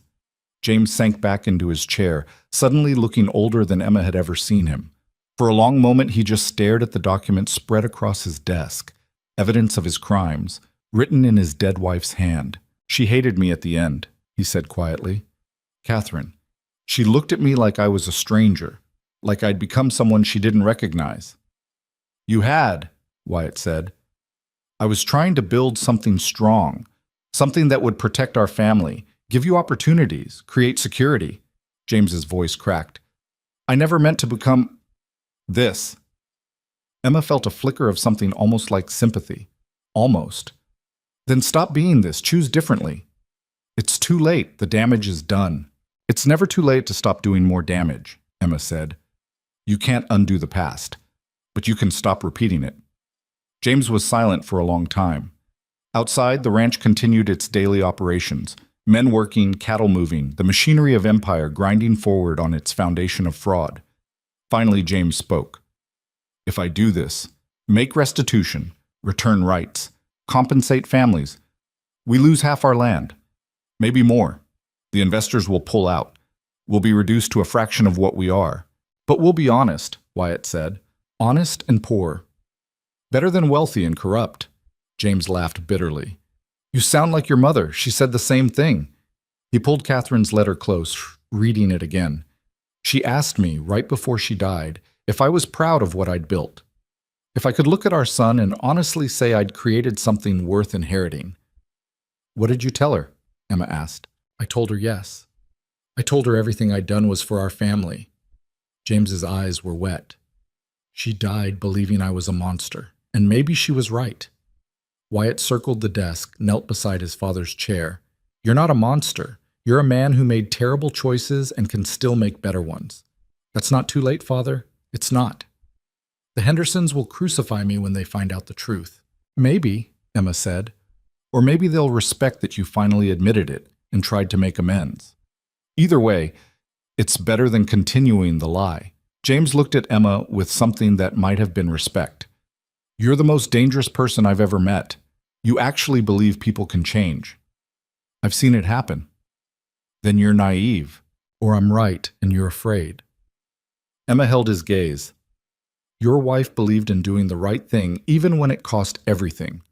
Honor her by proving she didn't die ashamed of you. That was the blow that landed.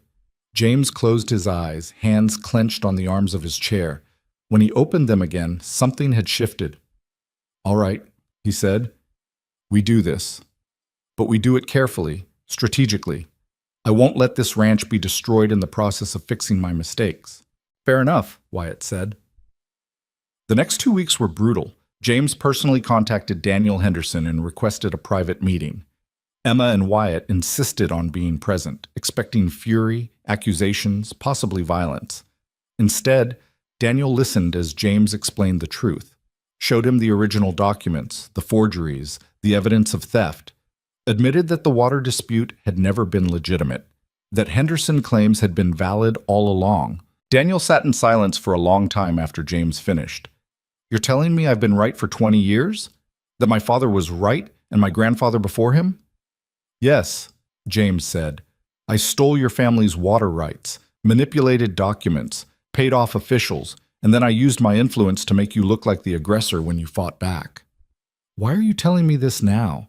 Because my wife documented it all before she died. Because my son and his future wife won't let me continue profiting from it. Because I'm tired of being the man Catherine died hating. Daniel studied James with hard eyes. You destroyed my family's reputation, cost us legal fees we couldn't afford. Made us look like thieves when we were the ones being robbed. I know.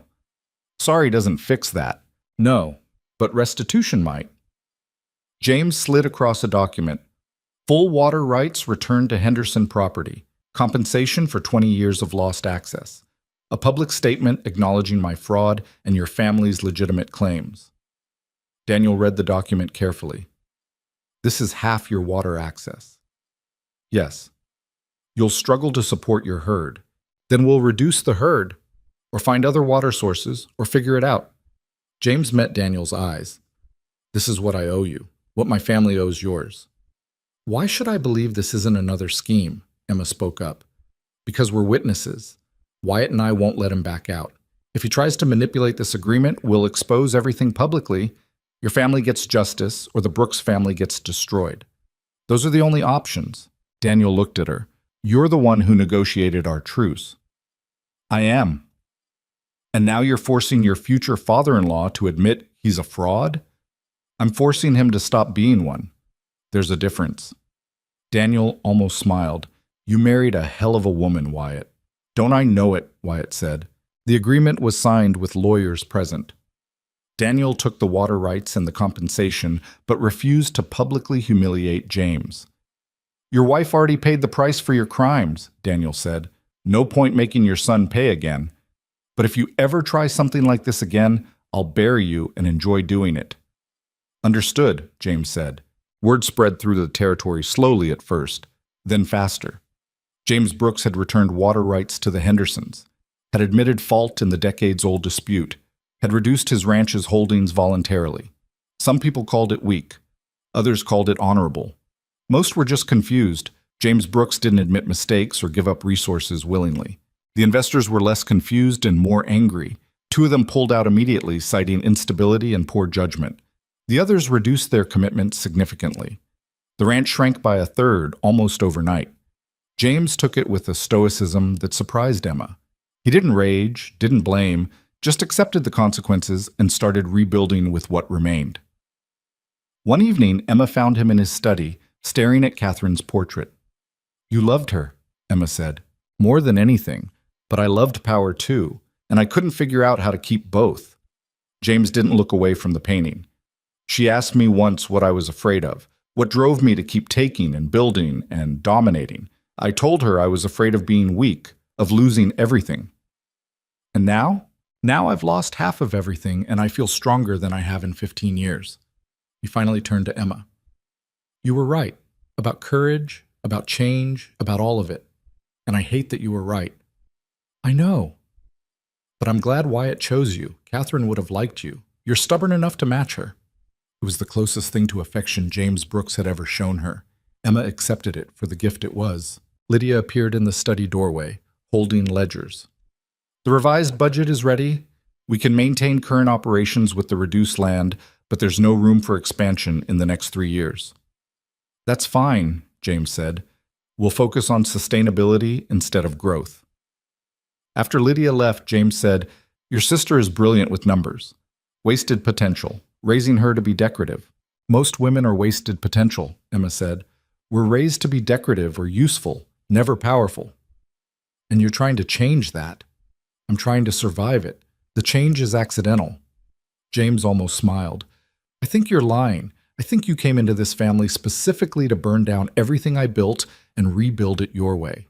If I wanted to burn it down, I'd have made those documents public. Emma moved toward the door. I want to build something that lasts, same as you. I just want it to last for better reasons. She left him alone with Catherine's portrait and the ghost of the man he used to be. Late that night, Emma lay awake beside Wyatt, both of them too wired to sleep despite exhaustion. We just dismantled half of my father's empire, Wyatt said. We made it honest. That's different. Is it? We still destroyed what he built. We destroyed what was built on theft. What remains is actually his. Emma turned to face him. Your mother tried to do this and failed. We succeeded. That should mean something. It means we're unemployed if the ranch collapses completely. Then we start over, build something new. Emma took his hand. I'm not afraid of starting over. I've done it before. I haven't. This ranch is all I've ever known. Then maybe it's time to know something different. Wyatt pulled her close. How are you so calm about this? I'm not calm. I'm terrified. But I'm also free in a way I've never been before. We did the right thing even though it cost us. That's worth something. Or it's naive idealism that'll get us killed. Maybe both. They lay in silence, listening to the house settle around them. Somewhere in the darkness, James Brooks probably couldn't sleep either, wrestling with demons Emma had forced him to confront. Lydia was in her cottage, working on budgets for a future none of them could predict. The ranch hands slept in their bunkhouse, unaware that the empire they worked for had shrunk by half overnight. And Emma felt, for the first time since arriving at the Brooks Ranch, like she might actually belong here. Not because she'd adapted to fit their world, but because she'd changed their world to fit her values. It was dangerous, presumptuous, possibly doomed to failure. But it was hers, and that made all the difference. Spring turned to summer, and the smaller Brooks Ranch found its rhythm. The reduction in land and resources forced changes nobody had anticipated. Some were painful. 3 ranch hands had to be let go. The seasonal crew was half its normal size. Expansion plans were shelved indefinitely. But other changes felt almost like relief. Without the pressure to constantly grow, to dominate, to crush competition, the daily work became just that, work. Honest, difficult, but clean in a way it hadn't been before. Emma noticed it first in James. He still worked from dawn until dark, still drove himself and everyone around him hard. But the desperate edge was gone. He negotiated with neighboring ranchers instead of intimidating them. He solved problems through collaboration rather than domination. One morning, Emma found him at the kitchen table with Lydia, going over the books together. James was actually listening to her suggestions instead of dismissing them. If we rotate the cattle through the south pasture every 3 weeks instead of monthly, we reduce overgrazing and improve the grass quality, Lydia was saying, pointing to numbers in her ledger. It means more labor moving them, but better long-term sustainability. Show me the cost analysis, James said. Lydia slid across another page covered in her precise calculations. James studied it, nodded slowly. Good work. Implement it starting next week. After he left, Lydia looked at Emma with something like wonder. He actually listened to me. You're good at this. Even he can see that. I spent 23 years being told my only value was being pretty. Now I'm making decisions about cattle rotation. Lydia shook her head. How did this become my life? You chose it, Emma said. Same way I did. That's the difference. The wedding was planned for late June, smaller than James had originally wanted, but more meaningful than a spectacle designed to impress investors. Just family, close friends, ranch hands who'd become something like family themselves. No fancy dress imported from back east, no orchestra, no performance of wealth and status. Emma wore a simple white dress Maria had helped her alter from something found in Catherine's old wardrobe.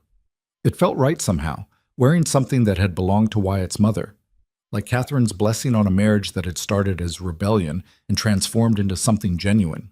The ceremony took place on the front lawn of the main house, under cottonwood trees that had witnessed 30 years of Brooks family history. Daniel Henderson came, which surprised everyone. He stood in the back with his sons, nodding approval when Wyatt and Emma exchanged vows. James gave Emma away, which felt strange and right in equal measure. This man who'd hated her, fought her, finally accepted her not because she'd changed, but because he had. You're the stubbornest woman I've ever met, James said quietly as they walked toward Wyatt. My son is either the luckiest man alive or the most cursed. Probably both, Emma said. Catherine would have liked you, would have fought me to bring someone like you into this family. He paused at the makeshift altar. I'm glad she won that fight, even if she's not here to see it. He placed Emma's hand in Wyatt's and stepped back, eyes wet in a way Emma had never seen before. The vows were traditional: love, honor, partnership. Emma meant every word, but she also knew the real vow was something else entirely. A commitment to keep fighting for honesty even when convenience tempted. To choose each other even when choosing each other was difficult. To build something that lasted not because it was powerful, but because it was true. When Wyatt kissed her, the small crowd erupted in applause. Tom Gardner whistled loud enough to scare birds from the trees. Maria wiped tears with her apron. Lydia smiled with genuine happiness that held no envy, no bitterness, just sisterly joy. And Emma thought, just for a moment, that maybe impossible things could work out after all. The reception was barbecue and dancing, informal and loud and perfect. Ranch hands mixed with neighbors, old feuds temporarily forgotten in favor of celebration. Even Daniel Henderson raised a glass to toast the couple. To Wyatt and Emma, Daniel said, may they build something better than what came before. Here's hoping they're smarter than we were, James added, and the two former enemies clinked glasses. Later, when the sun was setting and most guests had drifted away, Emma found herself on the porch with Lydia. Her sister had changed, no longer the polished perfection their father had demanded, but something more real. Hair pulled back practically, dress chosen for comfort rather than display, hands ink-stained from hours of bookkeeping. You look happy, Lydia said. I am, terrified, but happy. That seems to be your permanent state. Emma laughed. Fair assessment. She looked at her sister. What about you? You happy? Lydia considered the question seriously. I'm free. That's close to the same thing. I get to make my own choices now, even if all my choices are about ledgers and cattle rotation. It's mine. Nobody can take it away. Father might try. Let him try. I'm not the daughter he remembers. Lydia's voice hardened slightly. I spent too long being what he wanted. I'm done with that. They sat in comfortable silence as the sky turned purple and gold. Inside the house, they could hear Maria directing cleanup and James arguing good-naturedly with Tom about something ranch-related, normal sounds of normal life. Do you ever regret it? Lydia asked quietly. Choosing Wyatt? Leaving everything behind? Emma thought about the question. About the girl she'd been 6 months ago. Invisible. Useful only for the work she could do, convinced she'd never be more than her father's unpaid ranch hand. About the terror of riding away into darkness with a man she barely knew. About every difficult moment since then, every fight with James, every risk that could have destroyed everything. No, Emma said, not even once. Even on the worst days, when everything's falling apart and I'm convinced we've made a terrible mistake, I still chose this. And that choice matters more than whether it's easy. You're braver than me. I'm more desperate than you. There's a difference. Emma squeezed her sister's hand. But you're here now. You made your own choice too.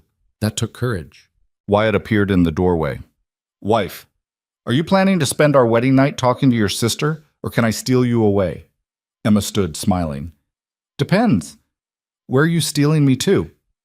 Somewhere without family, ranch hands, or responsibility, just for tonight. He'd prepared a campsite up on the ridge overlooking the valley, away from the house and the noise and the constant demands of ranch life. Just a tent, blankets, a small fire, and the vast Montana sky spreading out above them like eternity. They lay together watching stars appear one by one, not talking much, just existing in the same space without pressure to be anything other than themselves. I never thought I'd get here, Wyatt said finally. Married to someone I actually want to spend my life with. Running a ranch that's honest instead of powerful. Having a relationship with my father that isn't just fear and obligation. You could have had all that with Lydia, Emma said. Well, maybe not the honest ranch part, but the marriage, the family approval. No. Lydia would have been exactly what my father wanted, which means eventually I would have become exactly what he was.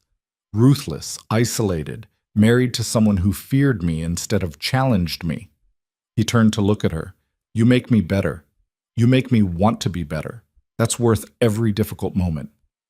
Even when I force you to dismantle half your inheritance? Especially then. They made love slowly, carefully, learning each other in ways their chaotic courtship hadn't allowed. And afterward, lying tangled together under stars that had witnessed centuries of human struggle, Emma felt something settle in her chest. Not peace exactly. Life on a ranch never promised peace, but a kind of rightness. A sense that she was finally where she belonged. Summer progressed with the relentless heat that defined Montana's high season. The reduced herd thrived on better managed grazing. The water-sharing agreement with the Hendersons worked better than anyone expected.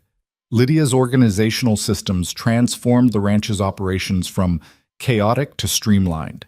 And slowly, grudgingly, James Brooks transformed from an empire builder into something almost like a partner. He still made unilateral decisions sometimes, still fell back on old habits of intimidation and control. But Emma and Wyatt had learned how to push back, and increasingly James listened instead of steamrolling. One afternoon in late July, Emma was working in the barn when a rider approached, not someone she recognized. Young man, maybe 20, wearing a suit that looked uncomfortable in the heat. "I'm looking for Emma Brooks," he said. "That's me. I'm a clerk from the Territorial Land Office. We've received a filing from Richard Whitmore claiming you and your sister stole property from him when you left his ranch. Horses, tack, personal items. He's demanding either their return or compensation." Emma felt ice in her stomach despite the heat. What kind of property? The clerk consulted his notes. 2 horses, a bay mare named Rosie, and a gray gelding. Saddles, riding equipment, and various household items. Total value claimed at $800.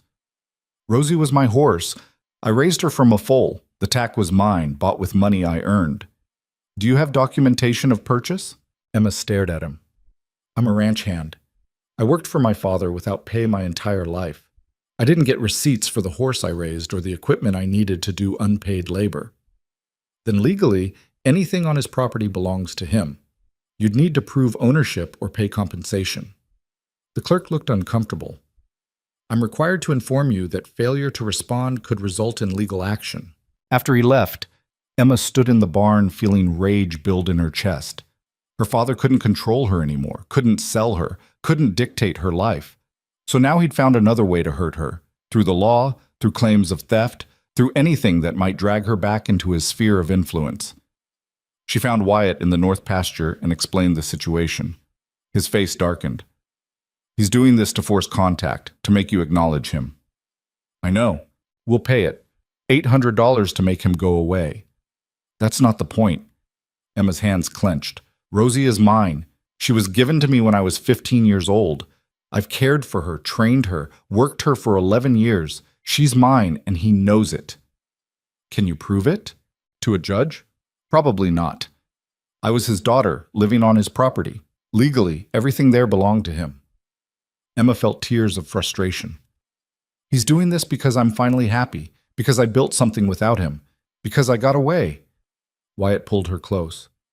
"Then we pay the $800, and we never think about him again. We don't let him have power over you anymore."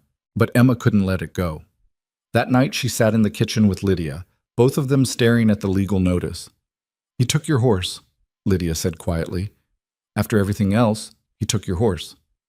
And he'll keep taking until there's nothing left to take. That's who he is. We could fight it, hire a lawyer, drag it through court. With what money? With what time? He wants me distracted, fighting, pulled back into his world, even if it's just through legal battles." Emma crumpled the notice. "He wins either way. We pay him or we fight him, and both options give him exactly what he wants, acknowledgement that he still matters." "So what do we do?" Emma thought about it for a long time. Then she stood. "I'm going to see him, one last time. End this face-to-face instead of through lawyers and land office clerks. Emma, that's exactly what he wants. I know, but he's going to get it on my terms, not his." Wyatt tried to talk her out of it. James actually ordered her not to go. But Emma saddled a horse the next morning and rode toward the Whitmore ranch alone, carrying nothing but determination and a small bag. The property looked worse than she remembered. Fences sagging, buildings in disrepair, cattle thin and scattered across overgrazed pasture. Richard Whitmore had destroyed what remained after Emma and Lydia left, drinking and raging instead of working. She found him on the porch, bottle in hand, looking 10 years older than the last time she'd seen him. "So you came," he said, words slightly slurred. "Knew you would eventually." "I came to end this." Emma dismounted. "Not to beg, not to apologize, not to let you drag me back into your bitterness. To end it. You took my property. I took a horse you gave me 11 years ago and equipment I earned through a decade of unpaid labor. You want to call that theft? Fine, here." She threw the bag at his feet.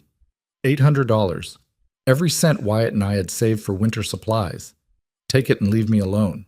Richard looked at the money, then at Emma. "You think this is about money?"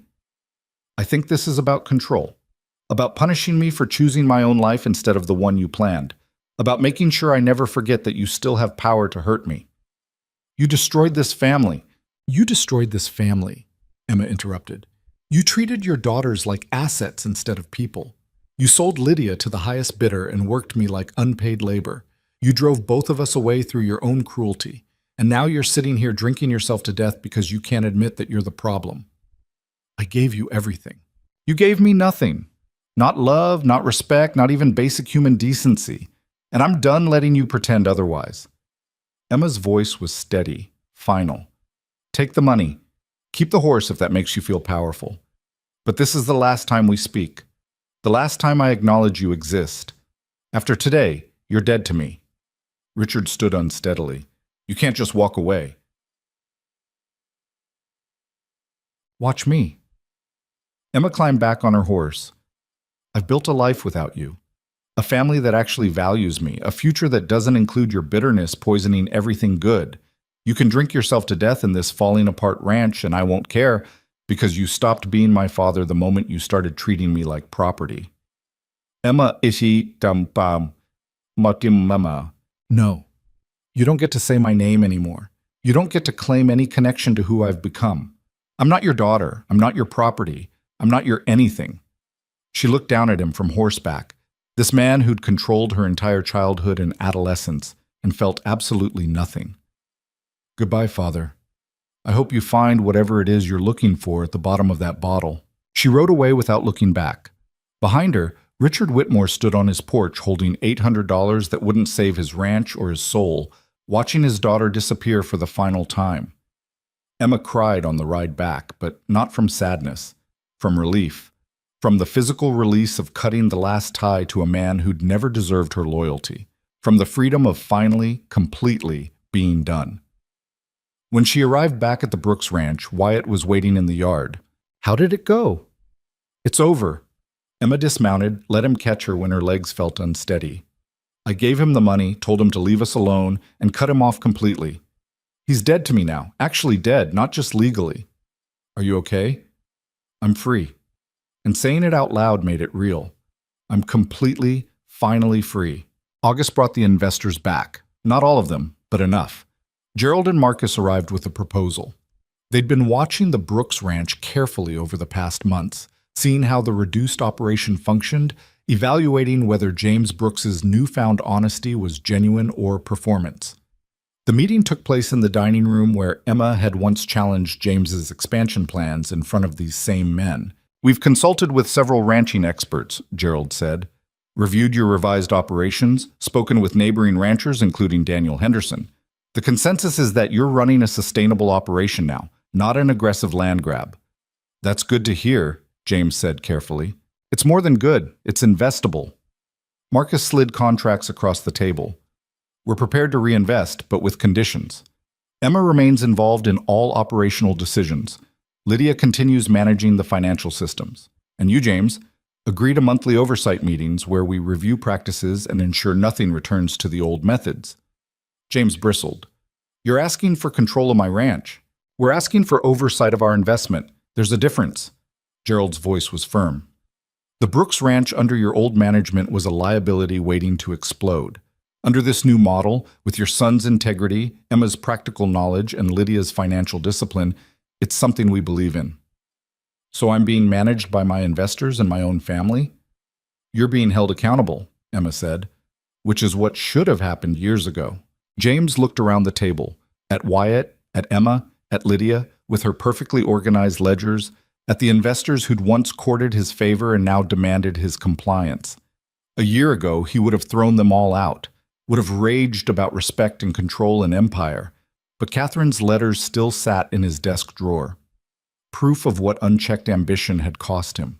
Proof that his wife had died ashamed of what he'd become. All right, James said finally, but I want it documented that while I accept oversight, I'm still the majority owner. This is still the Brooks Ranch, built by Brooks' determination, even if that determination was sometimes misguided. Agreed, Marcus said. The contracts were signed, the investment was secured. The ranch had a future that was smaller than James had envisioned, but more solid than what he'd built on fraud. After the investors left, James poured himself a whiskey and raised the glass toward Catherine's portrait. I hope you're watching this, he said quietly. Hope you see that I'm trying. Probably failing, but trying. Emma stood beside him, looking at the woman she'd never met but somehow knew intimately through her letters. She'd be proud, Emma said, of the trying. That's what mattered to her. How do you know?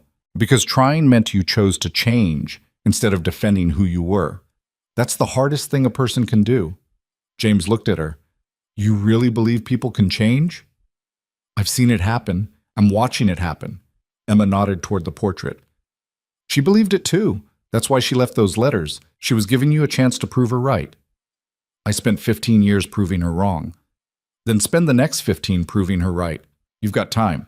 Fall came to Montana in a rush of gold and crimson, the landscape transforming overnight from summer green to autumn fire. The ranch prepared for winter with a confidence born of honest sustainability.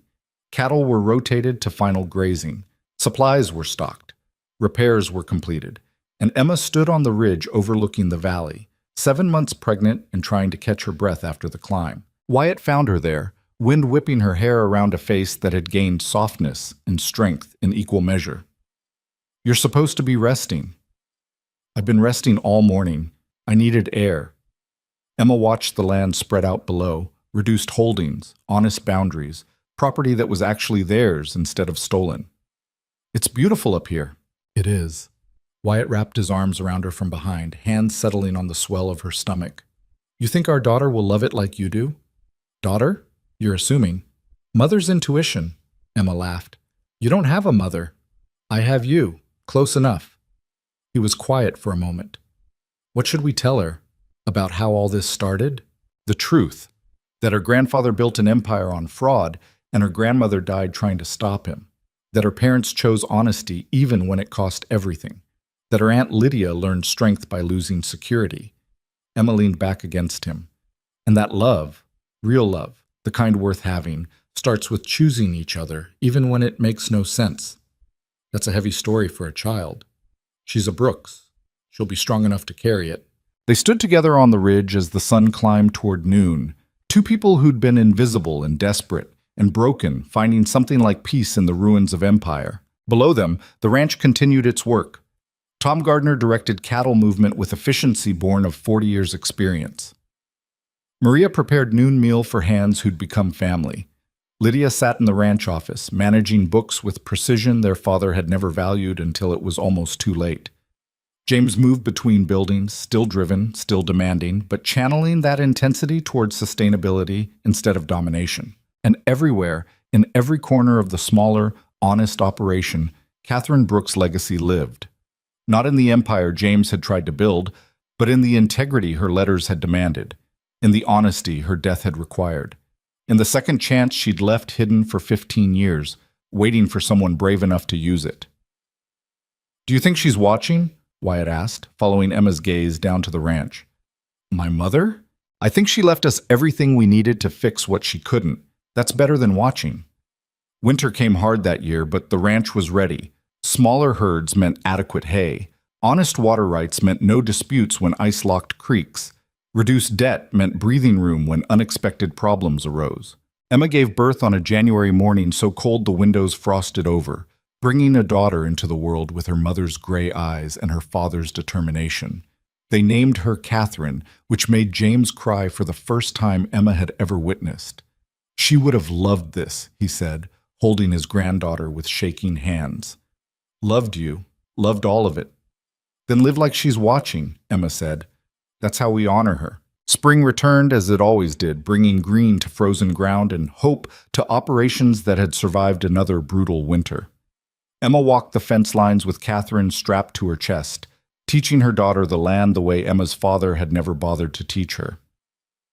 This is where the Brooks property meets Henderson land, Emma told the baby, who couldn't possibly understand. Your grandfather stole it once, then gave it back. That took more courage than taking it ever did. Lydia had started courting one of the ranch hands, a quiet man named Ben, who loved numbers almost as much as she did. They spent evenings reviewing ledgers together, which sounded boring but apparently worked for them. You're happy, Emma said one afternoon, watching her sister laugh at something Ben had said. I'm building something. That's better than happy. Lydia looked at Emma. You taught me that. Choosing your own life instead of accepting what you're given. I didn't teach you anything. You learned it yourself. Maybe, but you showed me it was possible. Lydia squeezed her hand. Thank you for not leaving me behind. The ranch found its rhythm over the following years. Not explosive growth, not empire building, just steady, sustainable operations that supported the families who depended on it.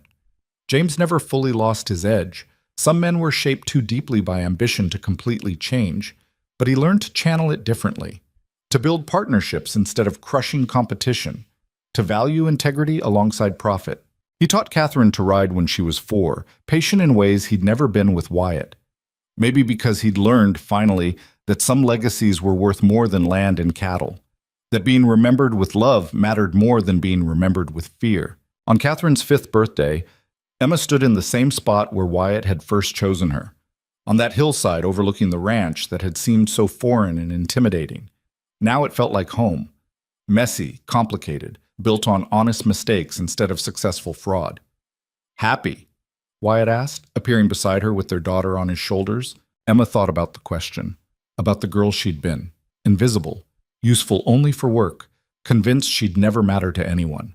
About the terror of choosing the unknown over the familiar, about every difficult moment since, every fight, every risk, every decision that could have destroyed everything. I'm exactly where I chose to be, Emma said.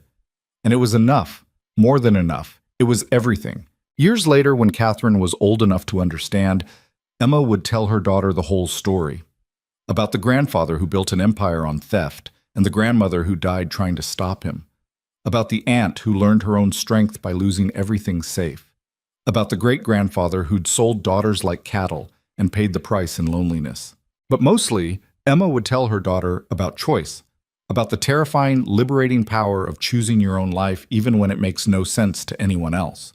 Because that was the real legacy Catherine Brooks had left. Not letters exposing fraud, not evidence of corruption, but proof that one person's courage could change everything. That speaking truth mattered. That integrity survived even when the people who embodied it didn't. Emma had inherited that legacy not through blood, but through action. Through refusing to stay invisible. Through demanding honesty even when convenient lies would have been easier. Through choosing love that required effort over comfort that required submission. And now she'd pass it to her daughter. Not as burden, but as possibility. Not as expectation, but as example.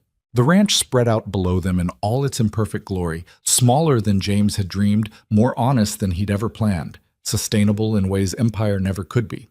Cattle grazed on fairly accessed water. Fences marked honestly negotiated boundaries. Workers received fair wages for genuine labor. It wasn't perfect. Some days were brutal. Some years lost money. Some decisions backfired spectacularly. But it was theirs, built on truth instead of theft, maintained through partnership instead of domination, passed down through generations who would know how it was earned and what it cost. That was worth everything. Emma took her daughter's hand, felt Wyatt's arm around her shoulders, and looked out over land that had witnessed fraud, redemption, and transformation. "Tell me the story again," Catherine said, as children always do, "about how you and Papa met." Emma smiled. "Well, it started with an impossible choice." And she told the story one more time, because some stories deserve endless repetition. Stories about people who were invisible finding themselves seen, about empires built on sand crumbling to make room for something solid, about daughters who refused to be property and carved out their own definitions of worth. Stories about choosing the terrifying unknown over the familiar prison. Stories about love that starts with respect and builds toward partnership. Stories about legacy that matters more than wealth. The sun set over the Montana Territory, painting the mountains in shades of gold and crimson. Tomorrow would bring new challenges. There were always new challenges. But tonight, Emma stood with her family on land they'd fought to make honest, and felt the particular satisfaction that comes from building something that lasts for the right reasons. Not because it was perfect, but because it was true. And truth, Emma had learned, was the only foundation strong enough to support real love, real family, real life. Everything else was just performance, and she was done performing.